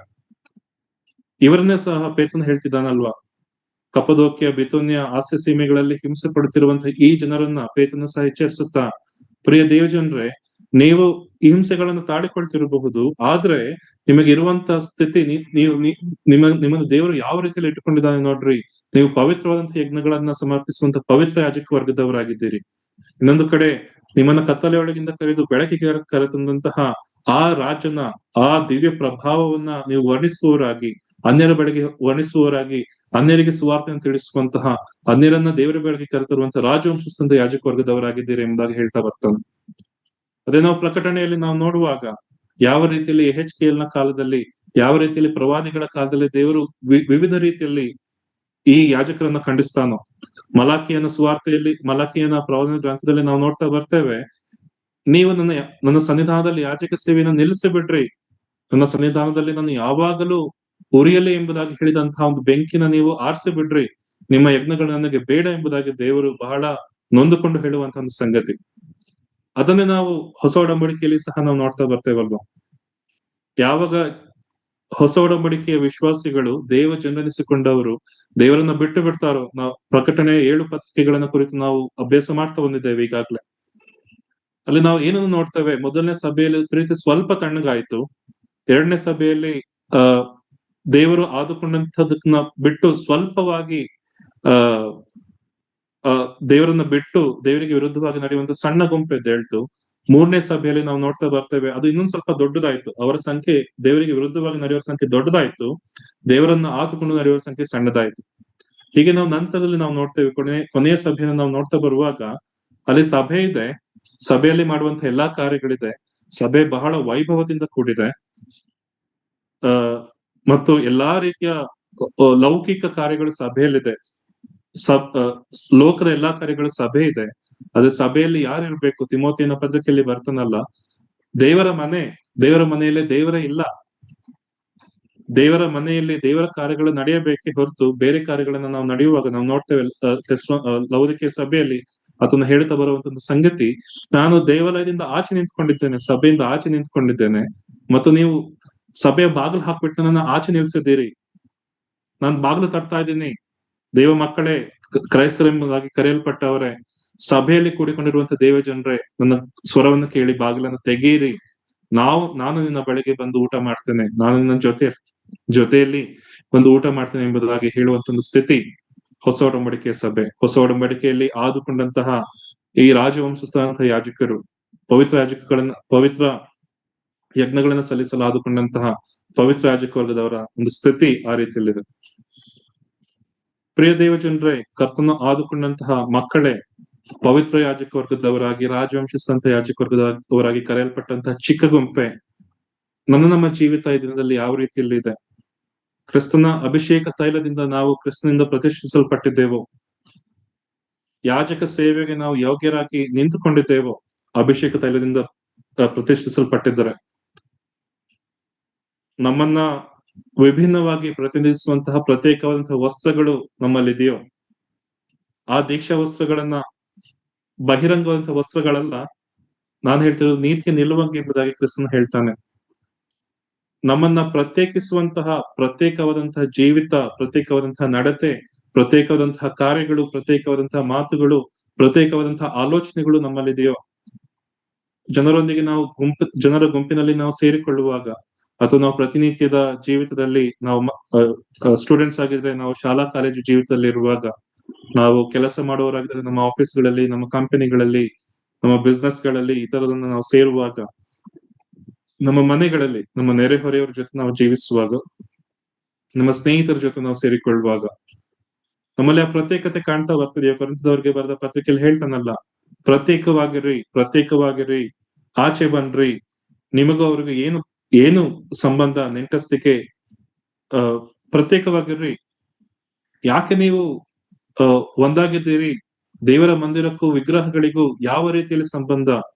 ದೇವರಿಗೂ ಸೈತಾನನಿಗೂ ಯಾವ ರೀತಿಯಲ್ಲಿ ಸಂಬಂಧ? ನಮ್ಮನ್ನು ನಾವು ಎಚ್ಚರಿಸಿಕೊಳ್ಳುವಂತಹರಾಗಿರೋಣ. ನಮ್ಮ ವಸ್ತ್ರಗಳು ಯಾವ ರೀತಿಯಲ್ಲಿದೆ, ನಮ್ಮ ಜೀವಿತ, ನಮ್ಮ ಕುಟುಂಬ, ನಮ್ಮ ವಿವಾಹದ ಕಾರ್ಯ, ನಮ್ಮ ಆಹಾರ ಪದ್ಧತಿ, ನಾವು ಕೆಲಸಗಳನ್ನು ಮಾಡುವಂತ ರೀತಿಯಲ್ಲಿ ಯಾವ ರೀತಿಯಲ್ಲಿ ನಾವು ಜೀವಿಸ್ತಾ ಬಂದಿದ್ದೇವೆ. ಯಾಕೋಬನ ಪತ್ರಿಕೆಯಲ್ಲಿ ನಾವು ನೋಡ್ತಾ ಬರ್ತೇವಲ್ಲ, ಒಂದೇ ಬಾಯಿಂದ ಎರಡು ರೀತಿಯಾದಂತಹ ನೀರು ಬರೋದಿಲ್ಲ. ಒಂದೇ ಮರದಿಂದ ಸಿಹಿ ಮತ್ತು ಕಹಿಯಾದ ಆ ಒಂದು ಫಲಗಳು ಸಿಕ್ಕೋದಿಲ್ಲ. ನಮ್ಮ ನಾಲಿಗೆ ಹೇಗಿದೆ, ನಮ್ಮ ಮಾತುಗಳು ಹೇಗಿದೆ, ಆಶೀರ್ವಾದ ನುಡಿಯಬೇಕಾದವರು ನಾವು. ನನ್ನನ್ನು ಸೇರಿದಂತೆ ನಮ್ಮನ್ನು ನಾವು ಆಲೋಚಿಸಿಕೊಳ್ಳಬೇಕಾಗಿದೆ, ನನ್ನನ್ನು ಸೇರಿದಂತೆ ನಮ್ಮನ್ನು ನಾವು ಪರೀಕ್ಷಿಸಿಕೊಳ್ಳಬೇಕಾಗಿದೆ. ಯಾಜಕರು ಈ ಸಂಗತಿಗಳನ್ನ ಮಾಡುವಾಗ ಮಾತ್ರವೇ ಅವರು ದೇವರ ಮುಂದೆ ಹೋಗುವಾಗ ದೇವರವರ ಯಜ್ಞಗಳನ್ನಾಗಲಿ, ಅವರ ಕಾರ್ಯಗಳನ್ನಾಗಲಿ ಮೆಚ್ಚಿಕೊಳ್ತಿದ್ನೇ ಹೊರತು ಸ್ವಲ್ಪ ಸಣ್ಣದೇ ಆದಂತಹ ಆ ಒಂದು ಅಯೋಗ್ಯ ಕಾರ್ಯ ಅವರಲ್ಲಿ ಕಂಡು ಬರುವುದಾದ್ರೆ ಇಮಿಡಿಯೇಟ್ ಆಗಿ ಅವರಲ್ಲಿ ಸತ್ತಿ ಬೀಳ್ತಿದ್ರು. ಯಾಜಕರ ಒಂದು ಸೊಂಟಕ್ಕೆ ಅವ್ರು ಯಾವಾಗಲೂ ಗಂಟೆ ಒಂದು ದಾರವನ್ನು ಕಟ್ಟಿರ್ತಿದ್ರಂತೆ. ಯಾವಾಗ ಆ ಗಂಟೆ ಸದ್ದು ಮಾಡುವುದು ನಿಲ್ಸುತ್ತೋ ಆಗ ಅವರು ಆ ದಾರದ ಮುಖಾಂತರವಾಗಿ ಯಾಜಕರನ್ನ ಕೇಳ್ಕೊಳ್ತಾ ಇದ್ರು. ಯಾಕೆಂಬುದಾಗಿ ನಾವು ನೋಡುವಾಗ ದೇವರು ಅವರ ಒಂದು ಯಜ್ಞದಲ್ಲಿ ಯಾವುದೋ ಒಂದು ದೋಷವನ್ನು ಕಂಡದ್ರಿಂದ ಅವರು ಅಲ್ಲೇ ಸತ್ತು ಬಿದ್ದದ್ರಿಂದ ಆಚೆ ಬರಲು ಸಾಧ್ಯವಾಗ್ಲಿಲ್ಲ. ಆದ್ರಿಂದ ಜನರು ಆ ದಾರದ ಮುಖಾಂತರವಾಗಿ ಅವ್ರನ್ನ ಹೇಳ್ಕೊಂಡು ಬರ್ತಿದ್ರು. ದೇವರ ಪ್ರಸನ್ನತೆಯಲ್ಲಿ ಕೂಡಿ ಬಂದಿರುವಂತ ನಾವು, ದೇವರ ಸನ್ನಿಧಾನದಲ್ಲಿ ಪ್ರತಿ ವಾರ ಕಾಲ ಕಳೆಯುವಂತ ನಾವು, ಹಳೆ ಒಡಂಬಡಿಕೆಯ ಆ ಒಂದು ತೀಕ್ಷ್ಣತೆ ಈ ದಿನದಲ್ಲಿ ಕೃಪಾ ಕಾಲದಲ್ಲಿಯೂ ಸಹ ಹಳೆ ಒಡಂಬಡಿಕೆಯಂತೆ ದೇವರು ನಮ್ಮನ್ನ ಪರೀಕ್ಷಿಸುವುದಾಗಿದ್ರೆ, ನಮ್ಮ ಜೀವಿತವನ್ನ, ನಮ್ಮ ಆಲೋಚನೆಗಳನ್ನ, ನಮ್ಮ ಮಾತುಗಳನ್ನ ಪರೀಕ್ಷಿಸೋದಾಗಿದ್ರೆ ನಾವು ಯಾವ ರೀತಿಯಲ್ಲಿ ಇರ್ತಿದ್ವಿ, ನಮ್ಮಲ್ಲಿ ಎಷ್ಟು ಮಂದಿ ಜೀವಿತರಾಗಿರ್ತಿದ್ರು, ನಮ್ಮನ್ನು ಪರೀಕ್ಷಿಸಿಕೊಂಡು ಕೊಳ್ಳೋಣ. ಕೃಪಾ ಕಾಲದಲ್ಲಿ ನಾವಿದ್ದೇವೆ. ದೇವರ ಕೃಪೆ ನಮ್ಮನ್ನು ಬಹಳವಾಗಿ ನಡೆಸ್ತಾ ಬಂದಿದೆ, ಬಹಳವಾಗಿ ಕಾಪಾಡ್ತಿದೆ. ಆದ್ರೆ ಪೌಲನ್ ಹೇಳ್ತಾನಲ್ವಾ, ದೇವರ ಕೃಪೆ ಇನ್ನೂ ಹೆಚ್ಚಿಲ್ಲ ಎಂಬುದಾಗಿ. ನಾನು ಪಾಪದಲ್ಲೇ ಮುಂದುವರಿಯಬೇಕು? ಖಂಡಿತವಾಗಿಯೂ ಇಲ್ಲ. ಶರೀರ ದಿನದ ಸ್ಥಿತಿಗೆ ನಮ್ಮನ್ನು ನಾವು ತ್ಯಜಿಸಿದವರಾಗಿ ಆತ್ಮನ ಅನುಸಾರ ನಾವು ನಡ್ಕೊಳ್ಳುವವರಾಗಿರ್ಬೇಕೆಂಬುದಾಗಿ ಪೌಲನ್ ಹೇಳ್ತಾ ಬರ್ತಾನೆ. ನಂತರ ನಾವು ನೋಡ್ತಾ ಬರುವಾಗ ಯೆಹೋವನ ಸಾನ್ನಿಧ್ಯ ಸೇವೆಯನ್ನು ಮಾಡ್ಬೇಕಾಗಿತ್ತು ಅವರು. ನಮ್ಮ ದೇವರ ದಾವೀದನು ಹೇಳ್ತಾನೆ, ನಿನ್ನ ಆಲಯದ ಒಂದು ಮೂಲೆಯಲ್ಲಿ ಕೂಡಿಕೊಂಡಿರುವುದೇ ಲೇಸು. ಜನರು ಯೆಹೋವನ ಆಲಯಕ್ಕೆ ಹೋಗೋಣ ಬಾ ಎಂಬುದಾಗಿ ಕರೆದಾಗ ನನಗೆ ಬಹಳ ಸಂತೋಷವಾಯ್ತು ಎಂಬುದಾಗಿ ಕೀರ್ತನಗಾರನು ಹೇಳ್ತಾನೆ. ನಮ್ಮ ದೇವರ ಸನ್ನಿಧಿಯನ್ನು ನಾವು ಎಷ್ಟು ಮಟ್ಟಿಗೆ ಬಯಸ್ತಿದ್ದೇವೆ. ಪತ್ರಿಕೆಗಳಲ್ಲಿ ನಾವು ನೋಡುವಾಗ, ನೀವು ಸಭೆಯಾಗಿ ಇಬ್ರೇ ಗ್ರಂಥಕರ್ತನ ಹೇಳುವ ಹಾಗೆ ನೀವು ಸಭೆಯಾಗಿ ಕೂಡಿಕೊಳ್ಳುವುದನ್ನು ಬಿಟ್ಟು ಬಿಟ್ಟಿದ್ದೀರಿ ಎಂಬುದಾಗಿ ಗ್ರಂಥಕರ್ತನು ಬರೆಯುವ ಹಾಗೆ, ಎಷ್ಟೋ ಜನರು ನಾವು ದೇವರ ಮಕ್ಕಳ ಅನ್ಯೋನ್ಯತೆಯಲ್ಲಿ ಕಾಲ ಕಳೆಯಲು ಬಯಸ್ತಿಲ್ಲ. ಈ ದಿನಗಳಲ್ಲಿ ದೇವರ ಸನ್ನಿಧಿಯಲ್ಲಿ ನಾವು ಕಾಲವನ್ನು ಕಳೆಯಲು ಬಯಸ್ತಿಲ್ಲ. ದೇವರ ಸನ್ನಿಧಾನಕ್ಕಿಂತಲೂ ಹೆಚ್ಚಿನದಾಗಿ ನನ್ನ ಮನೆ, ನನ್ನ ಕುಟುಂಬ, ನನ್ನ ಕೆಲಸ, ನನ್ನ ಆಲೋಚನೆಗಳು, ನನ್ನ ಬಿಸ್ನೆಸ್, ನನಗಿರುವಂತ ಇವೆಂಟ್ಗಳು, ನನ್ನ ಸ್ನೇಹಿತರ ಕಾರ್ಯಗಳು, ಅನೇಕ ಆಲೋಚನೆಗಳು ಹೆಚ್ಚಾಗಿದೆ ಹೊರತು ದೇವರ ಸನ್ನಿಧಾನದ ಸೇವೆ ನಮಗೆ ಬೇಡವಾಗಿದೆ. ಯೇಸು ಸ್ವಾಮಿ ಸಹ ಇದೇ ಒಂದು ಆಲೋಚನೆಯಿಂದ ಮತ್ತಾಯನ ಸುವಾರ್ತೆಯಲ್ಲಿ ಹೇಳ್ತಾ ಬರ್ತಾನೆ, ನೀವು ಮೊದಲು ದೇವರ ರಾಜ್ಯಕ್ಕಾಗಿ ತವಕಪಡ್ರಿ, ದೇವರ ನೀತಿಗಾಗಿ ತವಕಪಡ್ರಿ. ನೀವು ಯಾವ ಬೇರೆ ಆಲೋಚನೆಗಳಿಗಾಗಿ ನೀವು ಯೋಚನೆ ಮಾಡ್ತಿದ್ದೀರೋ ಅದೆಲ್ಲ ಸಹ ನಿಮಗೆ ಸಿಗ್ತದೆ. ಆದ್ರೆ ನಮಗೆ ಕೊಟ್ಟಿರುವಂತಹ ಮೊದಲನೇ ಒಂದು ಎಚ್ಚರಿಕೆ, ನಾವು ದೇವರ ರಾಜ್ಯಕ್ಕಾಗಿ, ನೀತಿಗಾಗಿ ತವಕ ಪಡ್ಬೇಕು. ಒಂದು ಬಾರಿ ನಾವು ದೇವರ ಮಾತನ್ನ ಕೇಳಿ ನೋಡೋಣ. ಒಂದು ಬಾರಿ ನನ್ನ ಕೆಲಸಕ್ಕಿಂತಲೂ ನನ್ನ ದೇವರ ಸನ್ನಿಧಾನಕ್ಕೆ ಹೋಗ್ತೇನೆ ಎಂಬುದಾಗಿ ನಾವು ದೇವರನ್ನ ಪರೀಕ್ಷಿಸಿ ನೋಡೋಣ. ನೀವು ನೋಡ್ರಿ, ನೀವು ಅದನ್ನ ಮಾಡಿ ನೋಡಿ, ನಮಗೆ ತಿಳಿಯುವಂತದ್ದಾಗಿರ್ತದೆ. ನಮಗೆ ದೇವರು ಎಲ್ಲವನ್ನು ಸಹ ತಕ್ಕ ಸಮಯದಲ್ಲಿ ಒದಗಿಸಿ ಕೊಡುವನಾಗಿರ್ತಾನೆ. ನಮಗೆ ಯಾವಾಗ ಅದು ಖಂಡಿತವಾಗಿ ಬೇಕಾಗ ದೇವರು ಖಂಡಿತವಾಗಿ ನಮಗೆ ತಿಳಿಯದಂತಹ ರೀತಿಯಲ್ಲಿ, ಅದ್ಭುತವಾದಂತಹ ರೀತಿಯಲ್ಲಿ ದೇವರು ನಮಗೆ ಕೊಡುವಂತದ್ದಾಗಿರ್ತಾನೆ. ಯೆಹೋವನ ಹೆಸರಿನ ನಮ್ಮನ್ನು ಆಶೀರ್ವದಿಸುವುದು ಅಥವಾ ನಮ್ಮ ನಮ್ಮ ಜೀವಿತ ಹೇಗಿದೆ, ನಾವು ಯಾವ ರೀತಿಯಲ್ಲಿ ಜನರೊಂದಿಗೆ ನಾವು ನಡ್ಕೊಳ್ತಿದ್ದೇವೆ, ಜನರು ನಮ್ಮ ಮಾತುಗಳನ್ನ ಕೇಳಲು ಇಷ್ಟಪಡ್ತಾರೋ ಅಥವಾ ನಮ್ಮಿಂದ ದೂರ ಓಡಿ ಹೋಗಲು ಇಷ್ಟಪಡ್ತಾರೋ, ನಮ್ಮನ್ನು ನಾವು ಆಲೋಚಿಸಿಕೊಂಡು ಪರೀಕ್ಷಿಸಿಕೊಂಡವರಾಗಿ ನಾವು ಜೀವಿಸುವಂತವರಾಗಿರೋಣ. ನಮಗೆ ಆ ಯಾವುದು ಶುದ್ಧ, ಯಾವುದು ದೇವರ ವಾಕ್ಯದ ಪ್ರಕಾರ ನಾವು ಸರಿಯಾದ ದಾರಿಯಲ್ಲಿ ನಡೆಯುತ್ತಿದ್ದೇವೋ ಅಥವಾ ನಾವು ನಡೆಯುವಂತ ದಾರಿ ಅದು ಸರಿಯಾದ ತಪ್ಪು ಎಂಬುದಾಗಿ ನಮಗೆ ತಿಳಿದಿದೆಯಾ? ಶುದ್ಧವಾದದ್ದು ಯಾವುದು, ಅಶುದ್ಧವಾದದ್ದು ಯಾವುದು ಎಂಬುದನ್ನು ವಿವೇಚಿಸುವುದು ನಮಗೆ ತಿಳಿದಿದೆಯಾ? ದೇವರ ಅಪ್ಪಣೆಗಳನ್ನ ದೇವರ ಅಪ್ಪಣೆಗಳು ಮೊದಲನೇದಾಗಿ ನಮಗೆ ತಿಳಿದಿದೆಯೋ? ಶುದ್ಧವಾದದ್ದು ಯಾವುದು, ಅಶುದ್ಧವಾದದ್ದು ಎಂಬುದಾಗಿ ನಮಗೆ ತಿಳಿದಿದೆಯೋ? ಯಾವ ರೀತಿಯಲ್ಲಿ ತಿಳಿಯುತ್ತದೆ? ಈ 66 ಪುಸ್ತಕಗಳನ್ನ ನಾವು ಪ್ರತಿದಿನ, ಪ್ರತಿ ಕ್ಷಣ, ಪ್ರತಿ ಆ ಸಮಯ ಓದುವುದರಿಂದ ಮಾತ್ರವೇ. ಮೊದಲನೇ ಕೀರ್ತನೆಯಲ್ಲಿ ನಾವು ನೋಡ್ತೇವಲ್ವಾ, ಹಗಲಿರುಳು ಅದರಲ್ಲಿ ಧ್ಯಾನ ಮಾಡುವಾಗ ಯೆಹೋಶುವನಿಗೆ ಯೆಹೋವ ದೇವರು ಹೇಳುವಂತದ್ದು, ಪ್ರತಿ ಕ್ಷಣ ನೀನು ಅದನ್ನ ಧ್ಯಾನಿಸು, ಅದನ್ನ ಓದು, ಅದನ್ನ ಮನನ ಮಾಡು. ಧರ್ಮೋಪದೇಶ ಕಾಂಡದಲ್ಲಿ ಮೋಶೆ ಹೇಳುವ ಹಾಗೆ, ನೀವು ಮಲಗುವಾಗಲೂ, ಏಳುವಾಗಲೂ, ನಡೆಯುವಾಗಲೂ ಆ ನಮ್ಮ ಹಣೆಯ ಮೇಲೆ, ನಮ್ಮ ಬಾಗಿಲಿನ ನಿಲುವು ಪಟ್ಟಿಗಳ ಮೇಲೆ, ಎಲ್ಲಾ ಸಂದರ್ಭಗಳಲ್ಲಿ ನಾವು ದೇವರ ವಾಕ್ಯವನ್ನ ನಾವು ಧ್ಯಾನ ಮಾಡುವಾಗ, ದೇವರ ವಾಕ್ಯವನ್ನು ಹಿಡ್ಕೊಂಡು ನಡೆಯುವಾಗ, ಆಗ ಮಾತ್ರವೇ ನಾವು ಶುದ್ಧ ಯಾವುದು, ಅಶುದ್ಧ ಯಾವುದು, ದೇವರ ವಾಕ್ಯ ಯಾವುದು, ದೇವರ ವಾಕ್ಯ ಏನು ಹೇಳುತ್ತೆ, ನಾನು ಈ ದಾರಿಯಲ್ಲಿ ನಡೆಯಬಹುದಾ, ನಾನು ಈ ಆಲೋಚನೆಗಳನ್ನ ಮಾಡಬಹುದಾ, ಈ ಫಂಕ್ಷನ್ಗೆ ನಾನು ಹೋಗಬಹುದಾ, ದೇವರ ಆರಾಧನೆಯನ್ನು ಬಿಟ್ಟು ನಾನು ಬೇರೆ ಕೆಲಸಕ್ಕೆ ಹೋಗಬಹುದಾ, ಎಲ್ಲಾ ಸಂಗತಿಗಳನ್ನ ನಮಗೆ ದೇವರ ವಾಕ್ಯ ತಿಳಿಸುವಂತದ್ದಾಗಿರ್ತದೆ. ದೇವರ ಆತ್ಮನು ನಮ್ಮೊಂದಿಗೆ ಕಾರ್ಯ ಮಾಡುವಂತನಾಗಿರ್ತಾನೆ. ಹೊಸ ಒಡಂಬಡಿಕೆಯ ಯಾಜಕರಾದಂತಹ ನಾವು ಯಾವ ರೀತಿಯಲ್ಲಿ ಕಾರ್ಯಗಳನ್ನ ನಾವು ಮಾಡ್ತಿದ್ದೇವೆ? ದೇವರಿಂದ ಪ್ರತಿಷ್ಠಿತರಾದವರು, ಅಭಿಷೇಕ ತೈಲದಿಂದ ಅಭಿಷೇಕಿಸಲ್ಪಟ್ಟವರು, ಕ್ರಿಸ್ತನ ರಕ್ತದಿಂದ ತೊಳೆಯಲ್ಪಟ್ಟು ದೇವರ ಮಕ್ಕಳ ಪದವಿಯನ್ನು ಹೊಂದಿದವರು, ಯಾವ ರೀತಿಯಲ್ಲಿ ನಾವು ಯಾಜಕರ ಈ ಒಂದು ಕಾರ್ಯಗಳನ್ನು ನಾವು ಮಾಡ್ತಿದ್ದೇವೆ? ಯಾಜಕರ ಜೀವನ ಶೈಲಿ ಎಷ್ಟರ ಮಟ್ಟಿಗೆ ನಮ್ಮ ಜೀವಿತದಲ್ಲಿದೆ? ಯಾವ ರೀತಿಯಲ್ಲಿ ನಮ್ಮನ್ನು ನಾವು ಶುದ್ಧಪಡಿಸಿಕೊಳ್ತಿದ್ದೇವೆ? ಯಾವ ರೀತಿಯಲ್ಲಿ ನಮ್ಮನ್ನು ನಾವು ಈ ಎಲ್ಲಾ ಕಾರ್ಯಗಳನ್ನು ಮಾಡಲು ಸಾಧ್ಯವಾಗ್ತಿದ್ದೇವೆ? ನಮ್ಮನ್ನು ಆಲೋಚಿಸಿಕೊಳ್ಳುವಂತವರಾಗಿರೋಣ. ಉಳಿದ 11 ಕುಲಗಳನ್ನು ನಾವು ನೋಡ್ತಾ ಬರುವಾಗ, 11 ಕುಲಗಳು ಅನೇಕ ರೀತಿಯಲ್ಲಿ ಬೇರೆ ಬೇರೆ ಸಂಗತಿಗಳನ್ನ ಅವರು ಮಾಡ್ತಾ ಬಂದ್ರು. ಯುದ್ಧವನ್ನ ವಿರೋಧಿಗಳನ್ನ ಅವ್ರು ನೋಡ್ತಾ ಬಂದ್ರು, ವಿರೋಧಿಗಳ ಸಂಗತಿಗಳನ್ನ ಅವ್ರು ನೋಡ್ತಾ ಬಂದ್ರು. ಆದ್ರೆ ಈ ಯಾಜಕರು ಅವ್ರು ಯಾವಾಗಲೂ ದೇವದರ್ಶನದ ಗುಡಾರದ ಮೇಲೆ ಕಣ್ಣಿಟ್ಟು, ದೇವದರ್ಶನದ ಗುಡಾರದ ಮೇಲೆ ಅವರು ಮನಸ್ಸಿಟ್ಟು, ದೇವರ ಕಾರ್ಯಗಳ ಮೇಲೆ ಅವರು ಆಸಕ್ತರಾಗಿ ಜೀವಿಸಬೇಕೆಂಬುದಾಗಿ ದೇವರು ಅಪ್ಪಣೆ ಮಾಡ್ತಾ ಬಂದ. ಈ ದಿನಗಳಲ್ಲಿ ನಾವು ಎಷ್ಟರ ಮಟ್ಟಿಗೆ ಜೀವಿಸ್ತಿದ್ದೇವೆ, ಯಾವ ಯಾವ ಕಾರ್ಯಗಳನ್ನ ಮಾಡ್ತಿದ್ದೇವೆ, ಯಾವ್ಯಾವ ಸಂಗತಿಗಳಲ್ಲಿ ನಮ್ಮನ್ನು ತೊಡಗಿಸಿಕೊಂಡಿದ್ದೇವೆ ಎಂಬುದಾಗಿ ನಮ್ಮನ್ನು ನಾವು ಪರೀಕ್ಷಿಸಿಕೊಳ್ಳುವವರಾಗಿರೋಣ. ಕಳೆದ ವಾರ ಇದನ್ನು ಸಹ ನಾವು ನೋಡ್ತಾ ಬಂದು ನಾವು ಅನೇಕ ಸಂಗತಿಗಳನ್ನ, ಅನೇಕ ವಿಚಾರಗಳನ್ನ ನಾವು ಗುಡಾರದಲ್ಲಿ ನಾವು ನೋಡ್ತೇವೆ. ಗುಡಾರದ ಒಳಗಡೆ ಯಾವ ಸಂಗತಿಗಳಿದೆ, ಗುಡಾರದಲ್ಲಿ ಎಷ್ಟು ಭಾಗ ಇದೆ? 2 ಭಾಗ ಇದೆ, ಹೊರಾಂಗಣ ಮತ್ತು ಒಳಾಂಗಣ. ಹೊರಾಂಗಣದಲ್ಲಿ ಏನೇನಿದೆ, ಒಳಾಂಗಣದಲ್ಲಿ ಏನೇನಿದೆ, ಹೊರಾಂಗಣದ ವಸ್ತುಗಳ ಯಾವುದನ್ನು ಪ್ರತಿನಿಧಿಸುತ್ತದೆ, ಒಳಾಂಗಣದಲ್ಲಿ ಎಷ್ಟು ಸಂಗತಿಗಳಿದೆ, ಅದು ಯಾವುದನ್ನು ಪ್ರತಿನಿಧಿಸುತ್ತೆ ಎಂಬುದಾಗಿ ನಮಗೆ ಸ್ಪಷ್ಟವಾಗಿ ತಿಳಿದಿದೆ. ಆದ್ರಿಂದ ನಾವು ಅದೆಲ್ಲವನ್ನ ಸ್ಕಿಪ್ ಮಾಡಿ ಅದನ್ನ ಸ್ವಲ್ಪ ಸಮಯದನ್ನ ಅಲ್ಲೇ ಇಟ್ಟು ಮುಂದೆ ನಾವು ಹೋಗುವಂತವರಾಗಿರೋಣ. ಇನ್ನೊಂದು ಆಲೋಚನೆಯನ್ನು ನಾವು ಮಾಡುವುದಾದ್ರೆ ಯಾಜಕರ ಕುರಿತಾಗಿ, ಈ ಯಾಜಕರು ಪವಿತ್ರ ಸ್ಥಳದ ಮೇಲ್ವಿಚಾರಕರು ಎಂಬುದಾಗಿ ದೇವರ ವಾಕ್ಯ ನಮಗೆ ತಿಳಿಸ್ತದೆ. ಯಾರಾದ್ರೂ ಅರಣ್ಯಕಾಂಡ 18ನೇ ಅಧ್ಯಾಯದ ಮೊದಲ 7 ವಚನಗಳನ್ನು ಓದ್ಬಹುದಾ?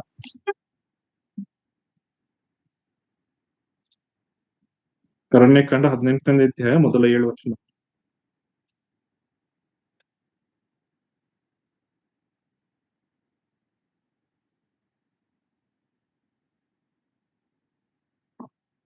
ಅಲ್ಲಿ ಸುಮಾರು 5 ಸಂಗತಿಗಳನ್ನ ನಾವು ಕಲ್ತ್ಕೊಳ್ಬಹುದು. ನಾನೇ ಓದ್ತೇನೆ. ಆಗ ಅರಣ್ಯಕಾಂಡ 18ನೇ ಅಧ್ಯಾಯ ಮೊದಲ 7 ವಚನಗಳು. ಆಗ ಯೆಹೋವನು ಆರೋನನಿಗೆ, ದೇವದರ್ಶನದ ಗುಡಾರದ ವಿಷಯದಲ್ಲಿ ಅಕ್ರಮವೇನಾದರೂ ನಡೆದರೆ ನೀನು, ನಿನ್ನ ಸಂತತಿಯವರು, ನಿನ್ನ ಕುಲದವರೆಲ್ಲರೂ ಆ ದೋಷದ ಫಲವನ್ನು ಅನುಭವಿಸಬೇಕು. ಯಾಜಕತ್ವದ ವಿಷಯದಲ್ಲಿ ಅಕ್ರಮವೇನಾದರೂ ನಡೆದರೆ ನೀನು, ನಿನ್ನ ಸಂತತಿಯವರು ಮಾತ್ರವೇ ಆ ದೋಷದ ಫಲವನ್ನು ಅನುಭವಿಸಬೇಕು. ನಿನ್ನ ಕುಲದ ಮೂಲ ಪುರುಷನಾದ ಲೇವಿಯ ವಂಶದವರನ್ನು ನಿನ್ನ ಹತ್ತಿರಕ್ಕೆ ಕರೆದು ಜೊತೆಯಲ್ಲಿರಿಸಿಕೊಂಡು ನಿನ್ನ ಕೈ ಕೆಳಗೆ ಸೇವೆ ಮಾಡಿಸಬೇಕು. ಆದರೆ ಆಜ್ಞಾಶಾಸನಗಳಿರುವ ಗುಡಾರದ ಮುಂದೆ ನೀನು, ನಿನ್ನ ಮಕ್ಕಳು ಮಾತ್ರ ಸೇವೆ ಮಾಡಬೇಕು. ಲೇವಿಯರು ನಿನ್ನ ಅಪ್ಪಣೆಯ ಮೇರೆಗೆ ನಡೆದು ಗುಡಾರವನ್ನೆಲ್ಲ ಕಾಯಬೇಕು. ಆದರೆ ಪವಿತ್ರ ಸ್ಥಾನದ ಸಾಮಾನಿನ ಹತ್ತಿರವಾಗಲಿ ಯಜ್ಞವೇದಿಯ ಹತ್ತಿರವಾಗಲಿ ಅವರು ಬರಕೂಡದು. ಬಂದರೆ ಅವನು ಸಾಯುವುದು ಮಾತ್ರವಲ್ಲದೆ ನೀವು ಸತ್ತೀರಿ. ಅವರೇ ನಿನ್ನ ಜೊತೆಯಲ್ಲಿದ್ದು ದೇವದರ್ಶನದ ಗುಡಾರವನ್ನು ನೋಡಿಕೊಂಡು ಅದರ ಸಕಲ ಪರಿಚರ್ಯವನ್ನು ಮಾಡಬೇಕು. ಇತರ ಕುಲದವರು ನಿಮ್ಮ ಜೊತೆಯಲ್ಲಿ ಇರಕೂಡದು. ಇನ್ನು ಮುಂದೆ ಇಸ್ರಾಯೇಲರ ಮೇಲೆ ದೇವರ ಕೋಪ ಉಂಟಾಗದಂತೆ ನೀವೇ ದೇವಸ್ಥಾನದ ಸಾಮಾನನ್ನು ಯಜ್ಞವೇದಿಯನ್ನು ನೋಡಿಕೊಳ್ಳಬೇಕು. ಇಗೋ, ನಾನು ಇಸ್ರಾಯೇಲರೊಳಗಿಂದ ನಿನ್ನ ಕುಲದವರಾದ ಲೇವಿಯರನ್ನು ತೆಗೆದುಕೊಂಡಿದ್ದೇನೆ. ಅವರು ಯೆಹೋವನಿಗೆ ಸಮರ್ಪಿಸಲ್ಪಟ್ಟ ಕಾಣಿಕೆಯಂತೆ ನಿನ್ನ ವಶದಲ್ಲಿಯೇ ಇದ್ದಾರೆ. ಆದರೆ ದೇವದರ್ಶನದ ಗುಡಾರದ ಪರಿಚರ್ಯವನ್ನು ಮಾಡಬೇಕು. ನೀನು ನಿನ್ನ ಸಂತತಿಯವರು ಯಾಜಕೋದ್ಯೋಗವನ್ನು ಕೈಕೊಂಡವರಾಗಿ ಯಜ್ಞವೇದಿಯ ಮತ್ತು ತೆರೆಯೊಳಗಣ ಕಾರ್ಯಗಳನ್ನು ನಡೆಸಬೇಕು. ಅವುಗಳ ಪರಿಚರ್ಯವನ್ನು ನೀವೇ ಮಾಡಬೇಕು ಮತ್ತು ಯಾಜಕತ್ವವನ್ನು ನಿಮಗೆ ಅನುಗ್ರಹಿಸಿದ್ದೇನೆ. ಇತರರು ಅದಕ್ಕೆ ಕೈ ಹಾಕಿದರೆ ಅವರಿಗೆ ಮರಣ ಶಿಕ್ಷೆಯಾಗಬೇಕು. ಹಾಗೆ ಇದೇ ಅಧ್ಯಾಯ 20-26 ವಚನ, 24 ವಚನ. ಇದಲ್ಲದೆ ಯೆಹೋವನು ಆರೋನನಿಗೆ ಹೇಳಿದೇನೆಂದರೆ, ಇಸ್ರಾಯೇಲರ ದೇಶದಲ್ಲಿ ನಿನಗೆ ಸ್ವಂತಕ್ಕಾಗಿ ಭೂಸ್ಥಿತಿ ಆಗುವುದಿಲ್ಲ, ಅವರೊಂದಿಗೆ ನಿನಗೆ ಪಾಲು ಇರುವುದಿಲ್ಲ. ಇಸ್ರಾಯೇಲರ ಮಧ್ಯದಲ್ಲಿ ನಾನೇ ನಿನಗೆ ಪಾಲಾಗಿಯೂ ಸ್ವಾಸ್ಥ್ಯವಾಗಿಯೂ ಇದ್ದೇನೆ. ಲೇವಿಯರು ದೇವದರ್ಶನ ಗುಡಾರದ ಪರಿಚರ್ಯವನ್ನು ಮಾಡುವುದಕ್ಕಾಗಿ ಇಸ್ರಾಯೇಲರಿಂದ ಸಕಲ ಪದಾರ್ಥಗಳ 10ನೇ ಪಾಲನ್ನು ಗೊತ್ತು ಮಾಡಿದ್ದೇನೆ. ಇನ್ನು ಮುಂದೆ ಇಸ್ರಾಯೇಲರು ದೇವದರ್ಶನದ ಗುಡಾರದ ಹತ್ತಿರಕ್ಕೆ ಬರಕೂಡದು, ಬಂದರೆ ಅವರು ಆ ದೋಷದಿಂದ ಸತ್ತು ಹೋದಾರು. ಲೇವಿಯರೇ ದೇವದರ್ಶನದ ಗುಡಾರದ ಪರಿಚರ್ಯವನ್ನು ಮಾಡಬೇಕು. ಅದರ ಸಂಬಂಧವಾಗಿ ಅವರು ಮಾಡುವ ಪಾಪದ ಫಲವನ್ನು ತಾವೇ ಅನುಭವಿಸಬೇಕು. ಇದು ನಿಮಗೂ ನಿಮ್ಮ ಸಂತತಿಯವರಿಗೂ ಶಾಶ್ವತ ನಿಯಮ. ಆದರೆ ಇಸ್ರಾಯೇಲರ ಮಧ್ಯದಲ್ಲಿ ಲೇವಿಯರಿಗೆ ಸ್ವಂತವಾದ ಭೂಸ್ಥಿತಿ ಉಂಟಾಗುವುದಿಲ್ಲ. ಇಸ್ರಾಯೇಲರು ಪ್ರತ್ಯೇಕಿಸಿ ಯೆಹೋವನಿಗೆ ಸಮರ್ಪಿಸುವ 10ನೇ ಪಾಲನ್ನೇ ಲೇವಿಯರಿಗೆ ಸ್ವಾಸ್ಥ್ಯವಾಗಿ ಕೊಟ್ಟಿದ್ದೇನಲ್ಲ. ಇವರಿಗೆ ಇಸ್ರಾಯೇಲರೊಂದಿಗೆ ಪಾಲು ದೊರೆಯುವುದಿಲ್ಲವೆಂದು ನಾನು ಹೇಳಿದ ಮಾತಿಗೆ ಇದೇ ಕಾರಣ ಎಂಬುದಾಗಿ. ನೋಡ್ರಿ, ಇಲ್ಲಿ ಸಹ ನಾವು ನೋಡ್ತಾ ಬರೋ ಹಾಗೆ ದೇವರು ಯಾಜಕರು ಆ ಯಾಜಕರನ್ನ ದೇವರು ಆದುಕೊಳ್ಳುವಾಗ ಯಾವ ಒಂದು ಕಾರ್ಯಗಳನ್ನ ಅವ್ರು ಮಾಡ್ಬೇಕು, ಅವರ ಕರ್ತವ್ಯಗಳೇನೆಂಬುದಾಗಿ ನಾವು ನೋಡ್ತಾ ಬಂದು, ಮತ್ತು ಇಸ್ರಾಯೇಲ್ಯರು ಅರಣ್ಯ ಯಾತ್ರೆಯಲ್ಲಿ ಅವರು ಸಿದ್ಧರಾಗಿ ನಡೆಯುವಾಗ ಯಾವ ರೀತಿಯಲ್ಲಿ ಅವ್ರು ನಡ್ಕೊಳ್ಬೇಕು, 11 ಕುಲಗಳು ಯಾವ ರೀತಿಯಲ್ಲಿ ಜೀವಿಸ್ಬೇಕು ಅಥವಾ ಪ್ರಯಾಣ ಮಾಡ್ಬೇಕು, ಮತ್ತು ಲೇವಿ ಕುಲದಲ್ಲಿ ಸಹ ಯಾಜಕರು ಯಾವ ರೀತಿಯಲ್ಲಿ ಅವರು ಪ್ರಯಾಣ ಮಾಡ್ಬೇಕೆಂಬುದಾಗಿ ಕಲಿತ್ಕೊಳ್ತಾ ಬಂದು, ದೇವರ ಗುಡಾರದ ಒಂದು ಜವಾಬ್ದಾರಿಯನ್ನ ದೇವರು ಅವನಿಗೆ ಕೊಟ್ಟಿದ್ದಾನೆ, ಯಾಜಕರಿಗೆ ಮತ್ತು ಲೇವಿಯರಿಗೆ ಕೊಟ್ಟಿದ್ದಾನೆ. ಅದರಲ್ಲಿ ಸಹ ಯಾಜಕರಿಗೆ ಇನ್ನೂ ಸಹ ಕೆಲ ಸಂಗತಿಗಳನ್ನ ದೇವರು ತಿಳಿಸ್ತಾ ಬರ್ತಾನೆ. ಅದನ್ನೇ ಅರಣ್ಯಕಾಂಡದ 18ನೇ ಅಧ್ಯಾಯದಲ್ಲಿ ನಾವು ನೋಡ್ತಾ ಬರ್ತೇವೆ. ಇಲ್ಲಿ ನಾವು ನೋಡುವಂತಹ ಕೆಲವು ಸಂಗತಿಗಳು ಅಥವಾ ಯಾಜಕರನ್ನ ದೇವರು ಯಾವ ಯಾವ ಕಾರ್ಯಗಳಿಗಾಗಿ ಇಟ್ಟಿದ್ದಾನೆ, ಯಾವ ಸಂಗತಿಗಳನ್ನ ಅವರು ಮಾಡಬೇಕು, ಯಾವ ಸಂಗತಿಗಳನ್ನ ಅವರು ಇತರರಿಂದ ಮಾಡಿಸಬೇಕು, ಮತ್ತು ಆ ವಿಚಾರಗಳನ್ನ ನಾವು ಇದನ್ನಲ್ಲಿ ಕಲಿಯುತ್ತಾ ಬರೋಣ. ಮೊದಲನೇದಾಗಿ ನಾವು ನೋಡ್ತಾ ಬಂದ ಹಾಗೆ ದೇವದರ್ಶನದ ಗುಡಾರದ ವಿಷಯದಲ್ಲಿ ಅಕ್ರಮವೇನಾದ್ರೂ ಆದ್ರೆ ಎಂಬುದಾಗಿ. ಈಗ ನಾವು ಯಾವ್ದಾದ್ರು ಒಂದು ಪೊಸಿಷನ್ ನಮಗೆ ಸಿಗೋದಾದ್ರೆ, ನಮ್ಮನ್ನ ಫಾರ್ ಎಕ್ಸಾಂಪಲ್ ಸ್ಕೂಲ್ ಲೀಡರ್ ಮಾಡ್ತಾರೆ, ಅಥವಾ ಸ್ಕೂಲ್ ನಲ್ಲಿ ಕೆಲಸದಲ್ಲಿ ನಮ್ಮನ್ನ ಮ್ಯಾನೇಜರ್ ಆಗಿ ಪ್ರಮೋಟ್ ಮಾಡ್ತಾರೆ, ಅಥವಾ ರಾಜಕೀಯದಲ್ಲಿ ಒಬ್ಬ ವ್ಯಕ್ತಿಯನ್ನ ಒಂದು CM ಆಗಿಯೋ ಅಥವಾ ಒಂದು ಉತ್ತಮ ಪದವಿಯನ್ನು ಅವ್ರಿಗೆ ಕೊಡೋದಾದ್ರೆ ನಾವು ನೋಡ್ತಾ ಬರ್ತೇವೆ, ಅವರನ್ನ ಅಲ್ಲಿ ಸಿಗುವಂತ ಎಲ್ಲಾ ಉತ್ತಮ ವಸ್ತುಗಳಿಗೆ ಅವರು ಪಾತ್ರರಾಗ್ತಾರೆ. ಆದ್ರೆ ಈ ಯಾಜಕತ್ವದ ಕಾರ್ಯವನ್ನು ನಾವು ನೋಡುವಾಗ ಯಾಜಕರು ಅಲ್ಲೇನಾದರೂ ತಪ್ಪು ನಡೆದ್ರೆ ಅದರ ಒಂದು ಫಲ ಯಾಜಕರಿಗೆ ಸಿಗುತ್ತೆ. ಅದನ್ನ ನನ್ನ ಯಾಜಕ ಕುಟುಂಬವೇ ಮಾಡ್ಲಿ, ಅಥವಾ ಯಾಜಕರ ಕೆಳಗಿರುವಂತ ಲೇವಿಯರೇ ಮಾಡ್ಲಿ, ಅಥವಾ ಯಾಜಕರ ಕುಲವನ್ನು ಬಿಟ್ಟು ಇಸ್ರಾಯೇಲರೇ ಮಾಡ್ಲಿ, ಈ ದೇವದರ್ಶನದ ಗುಡಾರದ ವಿಚಾರದಲ್ಲಿ ಯಾರೇ ಮಾಡಿದ್ರು ಸಹ ಅದನ್ನ ಯಾರು ಅನುಭವಿಸ್ಬೇಕು? ಯಾಜಕ ಕುಲ ಅಥವಾ ಯಾಜಕ ಒಂದು ಜನರು ಅನುಭವಿಸ್ಬೇಕೆಂಬುದಾಗಿ ದೇವರು ಹೇಳ್ತಾರೆ. ನೋಡಿ, ಮೊದಲನೇದಾಗಿ ದೇವದರ್ಶನದ ಗುಡಾರದ ವಿಷಯದಲ್ಲಿ ಏನಾದ್ರೂ ಅಕ್ರಮವನ್ನು ನಡೆಯೋದಾದ್ರೆ, ಅಂದ್ರೆ ಹೊರಾಂಗಣ, ಒಳಾಂಗಣ, ಗುಡಾರ, ಈ ವಿಚಾರಗಳಲ್ಲಿ ದೇವರು ಇದೇ ರೀತಿಯಲ್ಲಿ ನೀವು ಕಾರ್ಯಗಳನ್ನ ಮಾಡ್ಬೇಕೆಂಬುದಾಗಿ ವಿಮೋಚನಾ ಕಾಂಡ, ಅರಣ್ಯಕಾಂಡ, ಯಾಜಕ ಕಾಂಡದಲ್ಲಿ ತಿಳಿಸ್ತಾ ಬರ್ತಾರೆ. ಆ ಸಂಗತಿಗಳಲ್ಲಿ ಏನಾದ್ರೂ ಅಕ್ರಮ ಆದ್ರೆ, ನಾನು ಹೇಳಿದನ್ನ ಬಿಟ್ಟು ನೀವು ನಿಮ್ಮದೇ ಆದಂತ ಕಾರ್ಯದಲ್ಲಿ ಏನಾದ್ರೂ ಮಾಡೋದಾದ್ರೆ, ನಾನು ಹೇಳಿದನ್ನ ಬಿಟ್ಟು ತಪ್ಪಾಗಿ ನೀವು ಮಾಡೋದಾದ್ರೆ, ಇಡೀ ಲೇವಿಯರು, ಆರೋನನು, ಅವನ ಮನೆತನದವರು ಅದರ ದೋಷ ಫಲವನ್ನು ಅನುಭವಿಸ್ಬೇಕು. ಆದ್ರೆ ಯಾಜಕತ್ವದ ವಿಷಯದಲ್ಲಿ ಯಜ್ಞಗಳನ್ನ ಸಮರ್ಪಿಸುವುದರಲ್ಲಿ ಆಗಲಿ, ಅಥವಾ ಮಹಾಪರಿಶುದ್ಧ ಸ್ಥಳದಲ್ಲಿ ಏನಾದ್ರೂ ತಪ್ಪುಗಳಾಗೋದಾದ್ರೆ, ಆ ಒಂದು ಆ ತಪ್ಪಿಗೆ ಶಿಕ್ಷೆಯನ್ನ ಯಾಜಕನು ಮತ್ತು ಆತನ ಕುಟುಂಬ ಮಾತ್ರವೇ ಅನುಭವಿಸ್ಬೇಕು. ಆದ್ರೆ ದೇವದರ್ಶನ ಗುಡಾರ ಅದು ದೊಡ್ಡದಾದಂತಹ ಸಂಗತಿ. ಆ ದೇವದರ್ಶನದ ಗುಡಾರದಲ್ಲಿ ದೇವರು ಅನೇಕ ವಸ್ತುಗಳನ್ನ ಇಟ್ಟಿದ್ದಾರೆ ಮತ್ತು ಅನೇಕ ಕಾರ್ಯಗಳನ್ನ ಅಲ್ಲಿ ಕೊಟ್ಟಿದ್ದಾರೆ. ಅಲ್ಲಿ ಗಂಗಾಳದ ಮುಖಾಂತರವಾಗಿ ನಿನ್ನ ನೀನು ತೊಳ್ಕೊಂಡು ಬರ್ಬೇಕೆಂಬುದಾಗಿ ಹೇಳಿದ್ದಾರೆ. ಮತ್ತು ಯಜ್ಞಗಳನ್ನ ಇದೇ ರೀತಿ ಮಾಡ್ಬೇಕೆಂಬುದಾಗಿ ಹೇಳಿದ್ದಾರೆ. ಯಜ್ಞದಿಂದ ಬರುವಂತಹ ಆ ಒಂದು ಧೂಳನ್ನ ಅಥವಾ ಆ ಒಂದು ಕಲ್ಮಶದ ವಸ್ತುಗಳನ್ನ ಆ ಒಂದು ಉರಿದು ಬೂದಿಯಾಗಿಂತಹ ಆ ಬೂದಿಯನ್ನು ಯಾವ ರೀತಿಯಲ್ಲಿ ಮಾಡ್ಬೇಕು, ಆ ಆ ಒಂದು ಸಂಗತಿ ಸೆಟಪ್ ನ ಹೇಗೆ ಮಾಡ್ಬೇಕು, ಹೀಗೆ ಅನೇಕ ಸಂಗತಿಗಳನ್ನ ದೇವದರ್ಶನದ ಗುಡಾರದಲ್ಲಿ ದೇವರು ತಿಳಿಸಿದ್ದಾರೆ.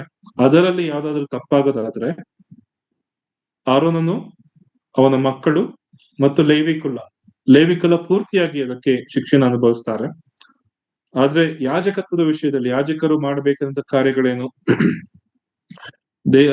ಇಸ್ರಾಯೇಲರ ವಾಗ್ವಾದಗಳನ್ನು ತೀರಿಸಬೇಕು, ಇಸ್ರಾಯೇಲರನ್ನು ಆಶೀರ್ವದಿಸಬೇಕು, ಇಸ್ರಾಯೇಲರಿಗೆ ದೇವರ ವಿಧಿವಿಧಾನಗಳನ್ನು ತಿಳಿಸಬೇಕು, ಇಸ್ರಾಯೇಲರ ಮಧ್ಯದಲ್ಲಿ ಅವರು ನ್ಯಾಯ ನಿರ್ಣಯಿಸಬೇಕು, ಅವ್ರ ಯಜ್ಞಗಳನ್ನ ಸಲ್ಲಿಸಬೇಕು, ಪ್ರತಿದಿನ ವಾರಕ್ಕೊಂದು ಹಬ್ಬಗಳಿಗೆ, ಹುಣ್ಣಿಮೆ ಅಮಾವಾಸ್ಯೆಗಳಲ್ಲಿ 7 ಮುಖ್ಯ ಹಬ್ಬಗಳಲ್ಲಿ ಮತ್ತು 5 ವಿವಿಧವಾದಂತಹ ಯಜ್ಞಗಳು, 5 ವಿವಿಧವಾದಂತಹ ವಿಶೇಷ ದಿನಗಳು, ಹೀಗೆ ಅನೇಕ ಕಾರ್ಯಗಳನ್ನು ಯಾಜಕರು ಮಾತ್ರವೇ ಮಾಡಬೇಕಾಗುತ್ತದೆ.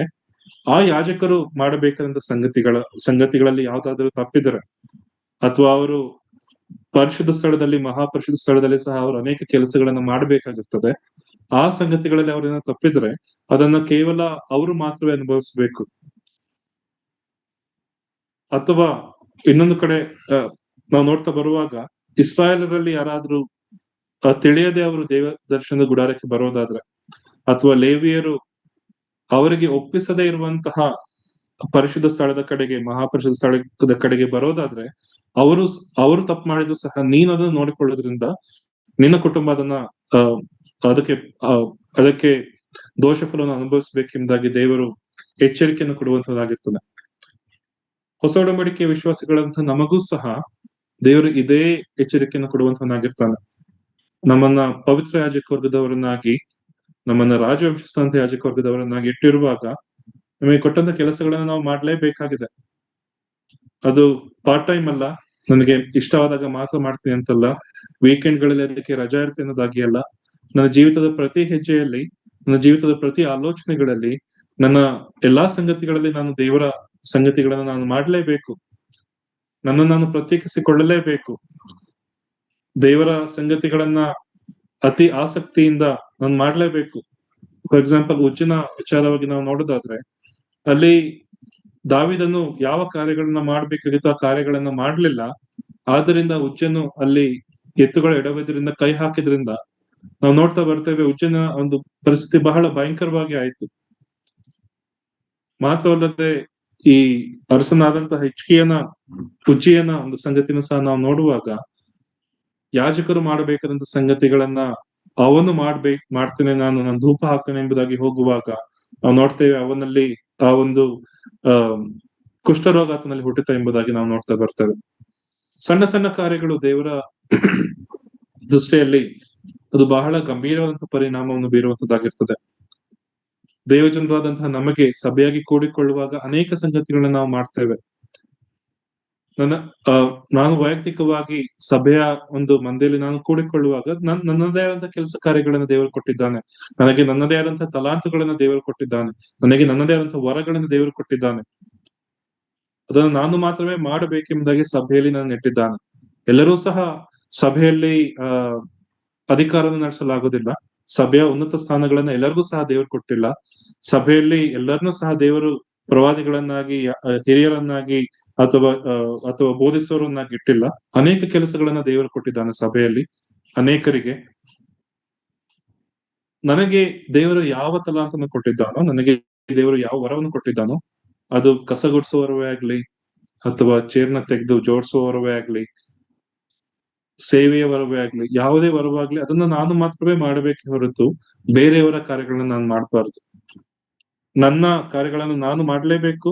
ಅದನ್ನ ಬಿಟ್ಟು ನಾನು ಬೇರೆಯವರ ವಿಚಾರದಲ್ಲಿ ಮೂಗು ತೋರ್ಸೋದಕ್ಕೆ ಹೋದ್ರೆ, ಅಥವಾ ಅವ್ನು ಮಾಡುವಂತ ಕೆಲಸ ಚೆನ್ನಾಗಿದೆ ನಾನು ಅಲ್ಲಿ ಹೋಗ್ತೇನೆ ಎಂಬುದಾಗಿ ಹೇಳೋದಾದ್ರೆ, ಆ ದೋಷ ಫಲ ನನಗೆ ಬರುವಂತದ್ದಾಗಿರ್ತದೆ. ಮತ್ತು ಬೇರೆಯವನು ತಪ್ಪು ಮಾಡುವಾಗ ನನ್ಗೆ ಯಾಕದು, ನಾನ್ ಸರಿ ಇದ್ದೇನೆ ದೇವರ ಮುಂದೆ, ಅವನೇನಾದ್ರೂ ಮಾಡ್ಕೊಂಡು ಹೋಗ್ಲಿ, ನನ್ಗೇನ್ ಆಗ್ಬೇಕು ಎಂಬುದಾಗಿ ಹೇಳೋದಾದ್ರೆ ಅದರ ದೋಷ ಫಲವನ್ನು ಸಹ ನಾನು ಅನುಭವಿಸ್ಬೇಕಾಗ್ತದೆ. ಯೆರೆಮೀಯನ ಎರೆಮೀಯನಿಗೆ ದೇವರು ಎಚ್ಚರಿಕೆಯನ್ನು ಕೊಡ್ತಾನಲ್ಲ, ನಿನ್ನ ಸಹೋದರಿಯು ತಪ್ಪು ಮಾಡುವಾಗ, ಅಥವಾ ಕೊಂಬುಗಾರನು ಆ ಕೊಂಬನ್ನು ಊದುವವನು ಅವನು ವಿರೋಧಿಗಳು ಬರ್ತಾರೆ ಎಂಬುದಾಗಿ ಕೊಂಬನ್ನು ಊದಿ ಎಚ್ಚರಿಸದೆ ಹೋದ್ರೆ ಆ ವಿರೋಧಿಗಳು ಬಂದು ಅವರನ್ನ ನಾಶ ಮಾಡುವಾಗ ಅದರ ಎಲ್ಲಾ ಆ ಒಂದು ಭಾರವನ್ನು ನೀನು ಹೊರಬೇಕಾಗ್ತದೆ. ನಿನಗೆ ಅದಕ್ಕೆ ಬದಲಾಗಿ ನಿನ್ನನ್ನು ನಾನು ಶಿಕ್ಷಿಸ್ತೇನೆ ಎಂಬುದಾಗಿ. ವಿಶ್ವಾಸಿಗಳಂತ ನಮ್ಮನ್ನು ಸಹ ದೇವರು ಅದೇ ರೀತಿಯಲ್ಲಿ ಎಚ್ಚರಿಸುವಂತನಾಗಿರ್ತಾನೆ. ಮಗನೇ ಮಗಳೇ, ನಿನ್ನ ಕಾರ್ಯವನ್ನು ನೀನು ಮಾಡು. ಮಗನೇ ಮಗಳೇ, ನಿನ್ನ ತಲಾಂತಗಳನ್ನ ನೀನು ದೇವರ ಮಹಿಮೆಗಾಗಿ ಉಪಯೋಗಿಸ್ಕೊ. ನೀನು ಏನ್ ಮಾಡ್ಬೇಕು ಅದನ್ನ ಮೊದಲು ಮಾಡು ಎಂಬುದಾಗಿ ದೇವರು ಹೇಳುವಂತ ಒಂದು ಸಂಗತಿ. ಎರಡನೇದಾಗಿ ನಾವು ನೋಡ್ತಾ ಬರುವಾಗ, ಆಜ್ಞಾಶಾಸನಗಳಿರುವ ಗುಡಾರದ ಮುಂದೆ ನೀನು ನಿನ್ನ ಮಕ್ಕಳು ಮಾತ್ರವೇ ಸೇವೆ ಮಾಡಬೇಕು. ಯಾವ ಯಾವ ಕೆಲಸಗಳು ನನಗೆ ಸಿಕ್ಕಿದೆಯೋ ನಾನು ಅದನ್ನ ಮಾತ್ರವೇ ಮಾಡ್ಬೇಕೇ ಹೊರತು ಬೇರೆಯವರನ್ನು ದೇವರು ಯಾವುದಕ್ಕಾಗಿ ಕರೆದಿದ್ದಾನೆ, ಬೇರೆಯವರ ವಿಚಾರಗಳೇನೆಂಬುದಾಗಿ ನಾನು ಆಲೋಚಿಸಿಕೊಳ್ಳುವುದರ ಬದಲು ನನ್ನ ಜವಾಬ್ದಾರಿ ಏನು, ಸಭೆಯಲ್ಲಿ ದೇವಜನರ ಮಧ್ಯದಲ್ಲಿ ದೇವರು ನನ್ನನ್ನು ಯಾಕೆ ಅಲ್ಲಿಟ್ಟಿದ್ದಾನೆ, ಅದರ ಮುಖಾಂತರವಾಗಿ ನಾನು ಯಾವ ಕಾರ್ಯಗಳನ್ನು ಮಾಡಬೇಕಿದೆ, ಯಾವ ಕಾರ್ಯಗಳ ಮುಖಾಂತರವಾಗಿ ದೇವರನ್ನ ಮಹಿಮೆ ಪಡಿಸಬೇಕಾಗಿದೆ ಎಂಬುದಾಗಿ ನನ್ನನ್ನು ನಾನು ತಿಳ್ಕೊಂಡು ಆ ನಿಟ್ಟಿನಲ್ಲಿ ನಾನು ಮುಂದೆ ನಡೆಯಬೇಕಾಗಿರ್ತದೆ. ಆ ರೀತಿ ಮಾಡದೆ ಹೋದ್ರೆ ನನ್ನನ್ನು ಇತರ ಕಾರ್ಯಗಳಲ್ಲಿ ನಾನು ಮೂಗು ತೋರಿಸೋದಾದ್ರೆ, ಇತರರು ಮಾಡ್ಬೇಕಾಗಿರುವಂತ ಕಾರ್ಯಗಳನ್ನು ನಾನು ಹೊತ್ಕೊಂಡು ಮಾಡೋದಾದ್ರೆ, ಅಥವಾ ಇತರರು ಆ ತಪ್ಪನ್ನು ಮಾಡುವಾಗ ನಾನು ಎಚ್ಚರಿಸದೆ ಹೋದ್ರೆ ನಾವು ನೋಡ್ತೇವೆ ಅವರ ಒಂದು ಅವಿಧೇಯತೆ ನಿಮಿತ್ತವಾಗಿ ನೀವು ಸಹ ಸಾಯ್ತೀರಿ ಎಂಬುದಾಗಿ ನಾವು ನೋಡ್ತಾ ಬರ್ತೇವೆ. ಮೂರನೇ ಒಂದು ವಿಚಾರವನ್ನು ನಾವು ನೋಡುವಾಗ 3ನೇ ವಚನದಲ್ಲಿ, ಲೇವಿಯರು ಪವಿತ್ರ ಸ್ಥಾನದ ಸಾಮಾನ್ಯನ ಹತ್ತಿರವಾಗಲಿ ಯಜ್ಞವೇದಿ ಹತ್ತಿರವಾಗಲಿ ಬರಕೂಡದು, ಅವರು ಬಂದ್ರೆ ಅವರು ಸಾಯುವುದು ಮಾತ್ರವಲ್ಲ, ನೀವು ಸಾಯ್ತೀರಿ. ಯಾಕಂದ್ರೆ ನೀನು ಆ ಕೆಲಸವನ್ನು ಮಾಡ್ಬೇಕಾಗಿತ್ತು, ನೀನು ಎಚ್ಚರಿಕೆಯಿಂದ ಅವರನ್ನ ತಡೆ ಹಿಡಿಯಬೇಕಾಗಿತ್ತು, ನಿನ್ನ ಕೈ ಕೆಳಗೆ ಅವರು ಇರುವಾಗ ಅವರನ್ನು ನೀನು ಕಾಯಬೇಕಾಗಿತ್ತು. ಆದ್ರೆ ನೀನು ಅವರನ್ನ ಕಾಯದೆ ಬಿಟ್ಟದ್ರಿಂದ ಅವರು ಬಂದು ಪವಿತ್ರ ಸ್ಥಾನದಲ್ಲಿ ಆಗಲಿ ಯಜ್ಞವಿಧಿ ಸಮೀಪದಲ್ಲಿ ಆಗಲಿ ಅವರು ಬರೋದಾದ್ರೆ ಅವರು ಸಾಯ್ತಾರೆ, ಅವ್ರ ದೋಷ ಫಲವನ್ನು ಅವರು ಹೊತ್ಕೊಳ್ತಾರೆ. ಆದ್ರೆ ಅವರ ಸಾಯೋದು ಮಾತ್ರವಲ್ಲದೆ ನೀವು ಸಹ ಸತ್ತೀರಿ. ಅದು ಮಾತ್ರವಲ್ಲ, ಈ ಲೇವಿ ಕುಲದವರಿಗೆ ಮಾತ್ರವಲ್ಲ, ಇತರ 11 ಕುಲದವರು ಸಹ, ಇತರ ಕುಲದವರು ನಿಮ್ಮ ಜೊತೆಯಲ್ಲಿ ಇರಕೂಡದು ಎಂಬುದಾಗಿ ದೇವರು ಹೇಳ್ತಾರೆ. ನೋಡ್ರಿ, ಬಹಳ ಗಂಭೀರವಾದಂತಹ ಒಂದು ಎಚ್ಚರಿಕೆ, ಬಹಳ ಗಂಭೀರವಾದಂತಹ ಕಾರ್ಯ ದೇವರ ಕಾರ್ಯಗಳನ್ನು ಮಾಡುವಂತದ್ದು. ಮುಂದೆ ನಾವು ನೋಡುವಂತದ್ದು, ದೇವಸ್ಥಾನದ ಸಾಮಾನ್ಯ ಯಜ್ಞವೇದಿಗಳನ್ನ ನೀವೇ ನೋಡಿಕೊಳ್ಬೇಕು. ಯಾಕೆ ನೋಡಿಕೊಳ್ಬೇಕು? ದೇವರ ಕೋಪ ಉಂಟಾಗದ ಹಾಗೆ ನಿನ್ನ ಕಾರ್ಯಗಳನ್ನ, ನಿನಗೆ ಯಾವುದು ಒಪ್ಪಿಸಲ್ಪಟ್ಟಿದೆಯೋ, ನಿನ್ನ ವಶಕ್ಕೆ ಯಾವುದು ಕೊಡಲ್ಪಟ್ಟಿದೆಯೋ ಅದನ್ನು ನೀನೇ ಕಾಯಬೇಕು. ಉಜ್ಜನ ಒಂದು ಸ್ಥಿತಿಯನ್ನು ನಾವು ನೋಡುವಾಗ, ಅಥವಾ ಉಜ್ಜಿಯನ ಒಂದು ಜೀವಿತನ ನಾವು ನೋಡ್ತಾ ಬರುವಾಗ, ಅವರ ಒಂದು ಸಂಗತಿಗಳನ್ನ ಅವರೇ ಕಾಯ್ಬೇಕಾಗಿದೆ ಹೊರತು ಬೇರೆಯವರು ಆ ಕಾರ್ಯವನ್ನು ಮಾಡ್ತಾ ಬಂದ್ರಿಂದ ಆ ಧೂಪವನ್ನು ಹಾಕುವಂತ ಕಾರ್ಯ ಯಾಜಕರದ್ದು. ಆದ್ರೆ ಈ ಅರಸನ ಏನ್ ಮಾಡ್ತಾನೆ, ನಾನು ಅರಸನಾಗಿದ್ದೇನೆ ಎನ್ನುವಂತಹ ಆ ಒಂದು ಅಹಂಕಾರದಿಂದ ಅವನು ಬಂದು ಧೂಪ ಹಾಕುವಾಗ ಅವನ ಅರಸತನ ಸಹ ದೇವರು ಕಡೆಗಣಿಸಿ ಅವನನ್ನ ಪಟ್ಟಣದಿಂದ ಆಚೆ ಕಳಿಸುವಂತ ಸಂಗತಿಯನ್ನು ನಾವು ನೋಡ್ತೇವೆ. ಉಜ್ಜನ ಅವನಿಗೂ ಸಹ ಧರ್ಮಶಾಸ್ತ್ರ ಕೊಡಲ್ಪಟ್ಟಿದೆ, ಅವನು ಸಹ ದೇವರ ವಾಕ್ಯ ಏನು ಹೇಳ್ತದೆ ಎಂಬುದಾಗಿ ಆತನು ತಿಳಿದಿದ್ದಾನೆ. ಆದಾಗ್ಯೂ ಸಹ ಆ ಒಂದು ಎತ್ತುಗಳು ಎಡುವುದರಿಂದ ಅಯ್ಯೋ ಇದು ಮಣ್ಣು ಪಾಲಾಗ್ತಲ್ಲ ಎಂಬುದಾಗಿ ದೇವರ ಪರಿಶುದ್ಧ ವಸ್ತುಗಳನ್ನ ಆತನು ಹಿಡ್ಕೊಳ್ಳುವಾಗ ಅಲ್ಲೇ ಆತನು ಸತ್ತು ಬಿದ್ದನು ಎಂಬುದಾಗಿ ನಾವು ನೋಡ್ತಾ ಬರ್ತೇವೆ. ಮನುಷ್ಯನ ದೃಷ್ಟಿಯಲ್ಲಿ ಇದು ಬಹಳ ಸ್ವಲ್ಪವಾದದ್ದು, ಅದು ದೇವರು ಪ್ರತಿ ಸಂಗತಿಗಳನ್ನ ಪರಿಶೀಲಿಸುವವನಾಗಿದ್ದಾನೆ. ನಾವು ಮೊದಲನೇ ಕುರಿತದವರಿಗೆ ಬರೆದ ಪತ್ರಿಕೆ 11ನೇ ಅಧ್ಯಾಯದಲ್ಲಿ ಸಹ ನಾವು ನೋಡ್ತೇವಲ್ವಾ, ದೇವರ ಒಂದು ಸಂಗತಿಗಳು ಎಷ್ಟೋ ಮಟ್ಟಿಗೆ ಇದೆ, ದೇವರ ಕಾರ್ಯಗಳು ಇದರಲ್ಲಿ ಸಹ ಎಷ್ಟೋ ಮಟ್ಟಿಗೆ ಕಾರ್ಯವನ್ನು ಮಾಡ್ತಿದೆ. ನನ್ನ ಒಂದು ಅವಿಧೇಯತೆಯ ನಿಮಿತ್ತವಾಗಿ, ನನ್ನ ಅಪರಾಧದ ನಿಮಿತ್ತವಾಗಿ ನಾನು ಅಯೋಗ್ಯವಾಗಿ ದೇವರ ಪಾತ್ರೆಯಲ್ಲಿ ಕೈ ಹಾಕುವುದರಿಂದ ಎಷ್ಟೋ ಪ್ರಾರ್ಥನೆಗಳಿಗೆ ಉತ್ತರ ಸಿಕ್ಕದೇ ಇರಬಹುದು. ನಾನು ಅಪರಿಶುದ್ಧನಾಗಿ ದೇವರ ಸನ್ನಿಧಾನದಲ್ಲಿ ನಿಂತುಕೊಳ್ಳುವುದರಿಂದ ಎಷ್ಟೋ ದೇವಜನರು ಕಣ್ಣೀರಿಟ್ಟು ಪ್ರಾರ್ಥನೆ ಮಾಡುವಾಗ ನನ್ನ ಅವಿಧೇಯತೆಯ ನಿಮಿತ್ತವಾಗಿ ಪ್ರಾರ್ಥನೆಗೆ ಉತ್ತರ ಸಿಗದೇ ಇರಬಹುದು. ನನ್ನ ಅವಿಧೇಯತೆಯ ನಿಮಿತ್ತವಾಗಿ ದೇವರ ಕಾರ್ಯಗಳು ಎಷ್ಟೋ ಬಾರಿ ನಿಂತು ಹೋಗಿರಬಹುದು. ನಾನು ದೇವರ ಮುಂದೆ ನನ್ನನ್ನು ನಾನು ಒಪ್ಪಿಸಿಕೊಡದೆ ಇರುವುದರಿಂದ ದೇವರ ಕಾರ್ಯಗಳಲ್ಲಿ ಎಷ್ಟೋ ಬಾರಿ ನಾವು ಅಡೆತಡೆಯನ್ನು ಉಂಟು ಮಾಡುವವರಾಗಿರಬಹುದು. ನೀನೇ ಅದನ್ನು ಕಾಯಬೇಕು, ದೇವರ ಕೋಪ ಉಂಟಾಗದ ಹಾಗೆ. ದೇವರು ನನ್ನ ಪ್ರಾರ್ಥನೆಯನ್ನು ಕೇಳಬೇಕಾದ್ರೆ ನಾನು ಪರಿಶುದ್ಧನಾಗಿರ್ಬೇಕು, ನನ್ನ ಸುತ್ತಮುತ್ತಲಿರುವಂತಹ ದೇವಜನಗಳು ಪರಿಶುದ್ಧನಾಗಿರುವ ಹಾಗೆ ನಾನು ಕಾಯಬೇಕು. ಮತ್ತು ಇತರರು ತಪ್ಪುಗಳನ್ನ ಮಾಡುವಾಗ ಪ್ರೀತಿಯಿಂದ ಅವರನ್ನ ತಾಳಿಕೊಂಡು ಎಚ್ಚರಿಸಬೇಕೆಂಬುದಾಗಿ ದೇವರ ವಾಕ್ಯ ನಮಗೆ ತಿಳಿಸ್ತದೆ. ಸಹೋದರರೆಲ್ಲರೂ ಒಂದಾಗಿರೆ ಎಂಬುದಾಗಿ ದೇವರ ವಾಕ್ಯ ಹೇಳ್ತದೆ. ಆ ರೀತಿ ನಾವು ಮಾಡುವಾಗ ಮಾತ್ರವೇ ದೇವರ ಸೇವೆಯನ್ನು ನಾವು ಯೋಗ್ಯವಾಗಿ ಮಾಡುವಂತವರಾಗಿರ್ತೇವೆ. ದೇವರ ಕೋಪ ನಮ್ಮನ್ನ ದೇವರ ಕೋಪದಿಂದ ನಾವು ಸಾಯುವುದಿಲ್ಲ ಮತ್ತು ದೇವರ ಕೋಪ ನಮ್ಮ ಮೇಲೆ ಉಂಟಾಗುವುದಿಲ್ಲ ಎಂಬುದಾಗಿ ದೇವರ ವಾಕ್ಯ ನಮಗೆ ತಿಳಿಸ್ತದೆ. ಮತ್ತು ಕೊನೆಯದಾಗಿ ನಾವು ನೋಡ್ತಾ ಬರುವಾಗ, ನೀನು ನಿನ್ನ ಸಂತತಿಯವರು ಯಾಜಕೋದ್ಯೋಗವನ್ನು ಕೈಕೊಂಡವರಾಗಿ ಯಜ್ಞವೇದಿಯ ಮತ್ತು ತೆರೆಯೊಳಗಣ ಕಾರ್ಯಗಳನ್ನು ನಡೆಸಬೇಕು. ನಾನು ಯಾಜಕತ್ವವನ್ನು ನಿಮಗೆ ಅನುಗ್ರಹಿಸಿದ್ದೇನೆ ಎಂಬುದಾಗಿ ದೇವರು ಹೇಳ್ತಾ ಬರ್ತಾನೆ. ಇಂಗ್ಲಿಷ್ ನಲ್ಲಿ ನಾವು ನೋಡೋದಾದ್ರೆ, it was offer to you as a service of gift ಎಂಬುದಾಗಿ ದೇವರು ಯಾಜಕರಿಗೆ ಅಥವಾ ಆರೋನನಿಗೆ ಹೇಳುವಂತ ಸಂಗತಿ. ಯಾಜಕ ಸೇವೆ ಒಂದು ಉಡುಗೊರೆಯಾಗಿ ಯಾಜಕರಿಗೆ ಕೊಡಲ್ಪಡ್ತು. ದೇವರ ಮುಂದೆ ನಿಂತುಕೊಳ್ಳುವಂತ ಒಂದು ಸಂಗತಿ ಅದು ಯಾರ್ಯಾರಿಗೂ ಸಿಗಬಹುದಾಗಿತ್ತು. 11 ಕುಲದಲ್ಲಿ ಯಹೂದ ಕುಲದವರಿಗೆ ಸಿಗಬಹುದಾಗಿತ್ತು, ಯಾಕಂದ್ರೆ ರಾಜದಂಡವನ್ನು ಹಿಡಿಯುವವರು ಆ ಕುಲದಿಂದ ಬರ್ತಿದ್ದಾರೆ. ಅಥವಾ ರೂಬೇನನ ಕುಲದವರಿಗೆ ಸಿಗಬಹುದಾಗಿತ್ತು, ಯಾಕಂದ್ರೆ ರೂಬೇನನು ಮೊದಲನೇ ಅಚುಚ್ಚಲ ಸ್ಥಾನವನ್ನು ಹೊಂದಿದವನು. ಆದ್ರೆ ನಾವು ಇಲ್ಲಿ ನೋಡ್ತೇವೆ, ಲೇವಿಯರಲ್ಲಿ ಅದರಲ್ಲಿಯೂ ಸಹ ಯಾಜಕರಿಗೆ ದೇವರವರನ್ನು ಆದುಕೊಂಡು ಅವರಿಗೆ ಬಹುಮಾನವಾಗಿ, ಅವರಿಗೆ ಉಡುಗೊರೆಯಾಗಿ ಈ ಕೆಲಸವನ್ನು ಕೊಟ್ಟಿದ್ದಾನೆ. ಹೊಸ ಒಡಂಬಡಿಕೆ ಯಾಜಕರಂತ ನಾವು ಸಹ ನಮ್ಮ ಸ್ಥಿತಿಗತಿಗಳನ್ನು ನಾವು ನೋಡುವಾಗ ದೇವರ ಮುಂದೆ ಬರುವಂತಹ ಯಾವುದೇ ಯೋಗ್ಯತೆಯಾಗಲಿ ಅರ್ಹತೆಯಾಗಲಿ ನಮ್ಮಲ್ಲಿ ಇರಲಿಲ್ಲ. ನಾವು ನೋಡ್ತಾ ಬರ್ತೇವೆ, ಪೌಲನ್ ಹೇಳ್ತಾನಲ್ಲ, ಸಹೋದರರೇ, ದೇವರು ನಿಮ್ಮನ್ನು ಕರೆದಾಗ ನಿಮ್ಮ ಸ್ಥಿತಿ ಏನಾಗಿತ್ತು ನಿಮ್ಮನ್ನು ನೀವು ಪರೀಕ್ಷಿಸಿಕೊಳ್ಳ್ರಿ. ದೇವರು ಕರೆಯುವಾಗ ನಮ್ಮಲ್ಲಿ ಯಾರು ಶ್ರೇಷ್ಠರಿರ್ಲಿಲ್ಲ, ಉನ್ನತರಿರ್ಲಿಲ್ಲ. ಆದ್ರೆ ನಾವು ಎಂಥವರಾಗಿದ್ದೇವೋ ದೇವರ ಕೃಪೆಯಿಂದಲೇ ಅಂಥವರಾಗಿದ್ದೇವೆ. ನಾವು ಗಣನೆಗೆ ಬಾರದವರಾಗಿದ್ದಂತಹ ನಮ್ಮನ್ನು ಉನ್ನತ ಸ್ಥಾನದಲ್ಲಿರೋನು ನಾಚಿಕೆಪಡಿಸುವುದಕ್ಕಾಗಿ ದೇವರು ಆದುಕೊಂಡಿದ್ದಾನೆ ಎಂಬುದಾಗಿ.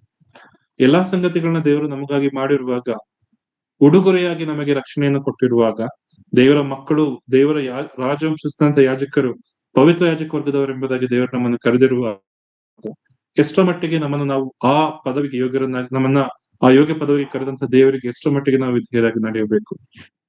ನಂತರದಲ್ಲಿ ನಾವು ನೋಡ್ತಾ ಬರೋ ಹಾಗೆ 18ನೇ ವಚನದ 18ನೇ ಅಧ್ಯಾಯದ 20ನೇ ವಚನ ನಾವು ನೋಡ್ತಾ ಬರೋ ಹಾಗೆ, ಇಸ್ರಾಯೇಲರ ಮಧ್ಯದಲ್ಲಿ ಲೇವಿಯರಿಗೆ ಸ್ವಂತವಾದ ಭೂಸ್ಥಿತಿ ಉಂಟಾಗುವುದಿಲ್ಲ. ಇಸ್ರಾಯೇಲರ ಮಧ್ಯದಲ್ಲಿ ನಾನೇ ನಿನಗೆ ಪಾಲಾಗಿಯೂ ಸ್ವಾಸ್ಥ್ಯವಾಗಿಯೂ ಇದ್ದೇನೆ. ಹೊಸ ಒಡಂಬಡಿಕೆಯಲ್ಲಿ ಸಹ ನಾವು ನೋಡ್ತಾ ಬರುವಾಗ, ಭೂಲೋಕದಲ್ಲಿ ನಿಮ್ಮ ಆಸ್ತಿಯನ್ನ ಮಾಡಿಟ್ಟುಕೊಳ್ಬೇಡ್ರಿ, ಅದನ್ನ ಅಥವಾ ಕಳ್ಳರು ಕತ್ಕೊಂಡು ಹೋಗ್ತಾರೆ, ಅಥವಾ ನುಸ್ಸು ಹಿಡಿದು ಹಾಳಾಗಿ ಹೋಗ್ತದೆ. ಆದ್ರೆ ಪರಲೋಕದಲ್ಲಿ ನಿಮ್ಮ ಗಂಟೆಗಳನ್ನ ಮಾಡಿಟ್ಕೊಳ್ರಿ ಎಂಬುದಾಗಿ. ಕೊಲೊಸದವರಿಗೆ ಬರೆದ ಪತ್ರಿಕೆಯಲ್ಲಿ ನಾವು ನೋಡ್ತೇವೆ, ನೀವು ಸತ್ತವರಾಗಿದ್ರಿ, ಆದ್ರೆ ಕ್ರಿಸ್ತನಿಂದ ನೀವು ಎಬ್ಬಿಸಲ್ಪಟ್ಟಿದ್ದೀರಿ. ಕ್ರಿಸ್ತನು ಪರಲೋಕದಲ್ಲಿ ದೇವರ ಬಲಗಡೆಯಲ್ಲಿ ಆಸನ ರೂಢನಾಗಿದ್ದಾನೆ. ಆದ್ರಿಂದ ನಿಮ್ಮ ದೃಷ್ಟಿ ಗಮನ ಮೇಲಿರಲ್ಲ ಎಂಬುದಾಗಿ ಪೌಲನು ಹೇಳ್ತಾ ಬರ್ತಾನೆ. ಹೊಸ ಒಡಂಬಡಿಕೆ ವಿಶ್ವಾಸಿಗಳಂತ ನಮಗೆ ಕ್ರಿಸ್ತನ್ ತಾನೇ ಸ್ವಾಸ್ಥ್ಯವಾಗಿದ್ದಾನೆ, ಪಾಲಾಗಿದ್ದಾನೆ. ಕೊಲೊಸದವರಿಗೆ ಬರೆದ ಪತ್ರಿಕೆಯಲ್ಲಿ ನಾವು ನೋಡ್ತೇವೆ, ಕ್ರಿಸ್ತನು ಎಲ್ಲಾ ಜ್ಞಾನ ಐಶ್ವರ್ಯದ ಭಂಡಾರವಾಗಿದ್ದಾನೆ. ಕ್ರಿಸ್ತನು ಎಲ್ಲಾ ಜ್ಞಾನದ ಐಶ್ವರ್ಯದ ನಿಧಿಯಾಗಿದ್ದಾನೆ. ಆ ನಿಧಿಯನ್ನೇ ದೇವ್ರು ನಮಗೆ ಕೊಟ್ಟಿದ್ದಾನೆ. ಸ್ವಂತ ಮಗನನ್ನೇ ದೇವ್ರು ನಮಗೆ ಕೊಟ್ಟಿರುವಾಗ ಅದಕ್ಕಿಂತಲೂ ಹೆಚ್ಚಾಗಿ ಏನನ್ನೂ ಸಹ ಕೊಡಲು ಸಾಧ್ಯವಿಲ್ಲ. ಆ ಸ್ವಂತ ಮಗನಲ್ಲಿ ಜ್ಞಾನ ಇದೆ, ನಿಧಿ ಇದೆ, ಐಶ್ವರ್ಯವಿದೆ. ಪರಲೋಕದ ಎಲ್ಲಾ ಸಿಂಹಾಸನಗಳು, ಅಧಿಕಾರಗಳು, ಭೂಲೋಕದ ಎಲ್ಲಾ ಸಿಂಹಾಸನಗಳು, ಅಧಿಕಾರಗಳು, ಪಾತಾಳದ ಎಲ್ಲಾ ಅಧಿಕಾರ ಸಿಂಹಾಸನಗಳು ಆತನ ಮುಂದೆ ಅಡ್ಡ ಬಿದ್ದು ಆತನೇ ದೇವರೆಂಬುದಾಗಿ ಅರಿಕೆ ಮಾಡಿಕೊಳ್ಳುವಾಗ ನಮಗೆ ಆತನಿಗಿಂತಲೂ ಇನ್ಯಾವ ಒಂದು ಸ್ವಾಸ್ಥ್ಯ ನಮಗೆ ಬೇಕು? ಕ್ರಿಸ್ತನೇ ನಮಗೆ ಪಾಲಾಗಿದ್ದಾನಲ್ಲ, ಕ್ರಿಸ್ತನೇ ನಮಗೆ ಸ್ವಾಸ್ಥ್ಯವಾಗಿದ್ದಾನಲ್ಲ, ಕ್ರಿಸ್ತನೇ ನಮಗೆ ಜ್ಞಾನವನ್ನು ಕೊಡುವಾತನಾಗಿದ್ದಾನೆ. ಕ್ರಿಸ್ತನನ್ನು ಬೇಡಿಕೊಳ್ಳುವಾಗ ನಮಗೆ ಎಲ್ಲವೂ ಸಹ ಸಿಗ್ತದೆ ಎಂಬುದಾಗಿ ಹೇಳಿದ್ದಾನೆ. ನಮಗೆ ಇನ್ನೇನು ಬೇಕು? ನಾವು ಇನ್ಯಾವುದಕ್ಕಾಗಿ ಹೊಡೆದಾಡ್ತಿದ್ದೇವೆ?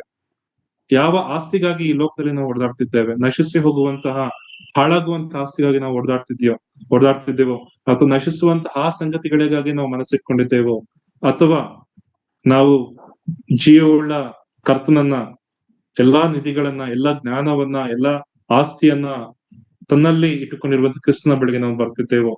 ನಮ್ಮನ್ನು ನಾವು ಪರೀಕ್ಷಿಸಿಕೊಳ್ಳುವವರಾಗಿರೋಣ. ಹೊಸ ಒಡಂಬಡಿಕೆ ಯಾಜಕರು ನಾವು ಆಗಿದ್ದೇವೆ, ಪವಿತ್ರ ಯಾಜಕ ವರ್ಗದವರು ನಾವು ಆಗಿದ್ದೇವೆ, ರಾಜವಂಶಸ್ಥಂತ ಯಾಜಕ ವರ್ಗದವರು ನಾವು ಆಗಿದ್ದೇವೆ.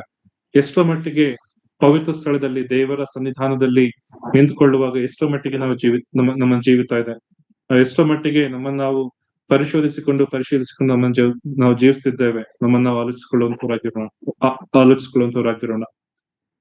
ಹೀಗೆ ನಾವು ಕೆಲ ಸಂಗತಿಗಳನ್ನ ಕಲ್ತ್ಕೊಳ್ತಾ ಬಂದಿದ್ದೇವೆ. ಯಾಜಕ ಒಂದು ಕರೆ ಯಾರಿಗೆ ಕೊಡಲ್ಪಟ್ಟಿತು, ಯಾಜಕರು ಯಾವ ರೀತಿಯಲ್ಲಿ ಕರೆಯಲ್ಪಟ್ರು, ಆ ರೀತಿ ಕರೆಯುವಾಗ ಅವ್ರು ಯಾವ ರೀತಿಯಲ್ಲಿ ನಡ್ಕೊಳ್ಬೇಕೆಂಬುದಾಗಿ ದೇವರ ಆತನಿಗೆ ತಿಳಿಸ್ತಾ ಬಂದ. ಮತ್ತು ಅರಣ್ಯ ಯಾತ್ರೆಯಲ್ಲಿ ಇಡೀ 11 ಕುಲ ಒಂದು ರೀತಿಯಲ್ಲಿ ನಡೆಯೋದಾದ್ರೆ ಈ ಒಂದು ಕುಲ ಯಾವ ರೀತಿಯಲ್ಲಿ ನಡೆಯುತ್ತಿತ್ತು, ಅದರಲ್ಲಿ ಮುಖ್ಯವಾಗಿ ಯಾಜಕರಿಗೆ ಯಾವ ಸ್ಥಿತಿ ಸಿಕ್ಕಿತು ಮತ್ತು ಕೊನೆಯದಾಗಿ ನಾವು ನೋಡ್ತಾ ಬಂದಂತ ಒಂದು ಸಂಗತಿ, ಈ ಯಾಜಕರು ಪರಿಶುದ್ಧ ಸ್ಥಳದಲ್ಲಿ ಕಾರ್ಯ ಮಾಡುವಾಗ ಹೇಗೆ ಕೆಲಸ ಮಾಡಬೇಕು, ಇತರರನ್ನ ಮಾಡುವಾಗ ಏನಾಗ್ತದೆ, ಇತರರು ಅದನ್ನ ತಪ್ಪಾಗಿ ಮಾಡುವಾಗ ಏನಾಗ್ತದೆ, ನಾನು ತಪ್ಪು ಮಾಡುವಾಗ ಏನಾಗ್ತದೆ, ಲೇವಿ ಕುಲದವರು ತಪ್ಪು ಮಾಡುವಾಗ ಏನಾಗ್ತದೆ, ಯಾಜಕತ್ವದ ಒಂದು ಕೆಲಸ ನಮಗೆ ಉಡುಗೊರೆಯಾಗಿ ಸಿಕ್ಕಿದೆ ಮತ್ತು ನಾನು ದೇವರು ಹೇಳಿರುವಂತ ಕಾರ್ಯಗಳನ್ನ ಮಾಡಬೇಕು, ದೇವರು ಹೇಳಿರುವಂತ ಕಾರ್ಯವನ್ನು ಮಾತ್ರವೇ ಮಾಡಬೇಕು. ಇತರರು ದೇವರ ಬಳಿಗೆ ತಪ್ಪಾಗಿ ಬರೋದಾದ್ರೆ ನಾನು ಕಾಯದೆ ಹೋದ್ರೆ ಅವರು ಶಿಕ್ಷೆಗೊಳಗಾಗ್ತಾರೆ, ನಾನು ಸಹ ಶಿಕ್ಷೆಗೊಳಗಾಗ್ತೇನೆ. ಮತ್ತು ಈ ಲೋಕದಲ್ಲಿ ಯಾಜಕರಿಗೆ ಸ್ವಂತವಾದಂತಹ ಭೂಸ್ಥಿತಿ ಇಲ್ಲ, ಆದ್ರೆ ದೇವರು ತಾನೇ ಪಾಲಾಗಿ ಸ್ವಾಸ್ಥವಾಗಿಯೇ ತಾನೆ. ಹೊಸ ಒಡಂಬಡಿಕೆ ವಿಶ್ವಾಸಿಗಳಂತ ನಮಗೂ ಸಹ ಈ ಸಂಗತಿಗಳು ಅನೇಕ ವಿಚಾರಗಳನ್ನ ತಿಳಿಸುವಂತವುಗಳಾಗಿವೆ ಅಲ್ಲ. ನಾವು ಎಷ್ಟರ ಮಟ್ಟಿಗೆ ಈ ವಿಚಾರಗಳನ್ನ ತಿಳ್ಕೊಂಡು ಈ ವಿಚಾರಗಳನ್ನ ಧ್ಯಾನ ಮಾಡುತ್ತಾ ಎಷ್ಟರ ಮಟ್ಟಿಗೆ ಕ್ರಿಸ್ತನ ಸಾರೂಪ್ಯವುಳ್ಳವರಾಗಿ ನಾವು ಜೀವಿಸ್ತೇವೆ, ಎಷ್ಟರ ಮಟ್ಟಿಗೆ ನಾವು ಕಾದುಕೊಳ್ತೇವೆ, ನಾವು ಪರೀಕ್ಷಿಸಿಕೊಳ್ಳುವವರಾಗಿರೋಣ. ಮುಂದೆ ಪರಿಶುದ್ಧ ಸ್ಥಳದಲ್ಲಿ ಹೇಗೆ ನಾವು ಜೀವಿಸಬೇಕು, ಪರಿಶುದ್ಧ ಸ್ಥಳ ಯಾವ ವಿಚಾರಗಳನ್ನ ತಿಳಿಸುವಂತದ್ದಾಗಿರ್ತದೆ ಎಂಬುದನ್ನ ನಾವು ಕಲಿತುಕೊಳ್ಳುವವರಾಗಿರೋಣ. ದೇವರ ಚಿತ್ರದಲ್ಲಿ ಮುಂಬರುವ ದಿನಗಳಲ್ಲಿ ಹೇಗೂ ದೇವರು ತಾನೇ ಒದಗಿಸಿಕೊಟ್ಟಂತಹ ಈ ವಾಕ್ಯ ಭಾಗಗಳನ್ನು ದೇವರ ಆಶೀರ್ವದಿಸಲಿ. ಹೊಸ ಒಡಂಬಡಿಕೆಯ ರಾಜವಂಶಸ್ಥರಂತ ಯಾಜಕರಾಗಿ, ಪವಿತ್ರ ಯಾಜಕವರ್ಗದವರಾಗಿ ನಮ್ಮನ್ನು ದೇವರಿಟ್ಟಿರುವಾಗ ಯಾವ ರೀತಿಯಲ್ಲಿ ನಾವು ಜೀವಿಸುವವರಾಗಿರ್ತೇವೆ, ಯಾವ ರೀತಿಯಲ್ಲಿ ನಾವು ವರ್ತಿಸುವವರಾಗಿರ್ತೇವೆ, ನಾವು ಪರೀಕ್ಷಿಸಿಕೊಂಡು ಮುಂಬರುವ ದಿನಗಳಲ್ಲಿ ದೇವರನ್ನ ಮಹಿಮೆ ತರುವಂತ ರೀತಿಯಲ್ಲಿ ನಾವು ಜೀವಿಸುವವರಾಗಿರೋಣ. ಕರ್ತನ ನಾಮಕ್ಕೆ ಸ್ತೋತ್ರ ಸಲ್ಲಿಸೋಣ.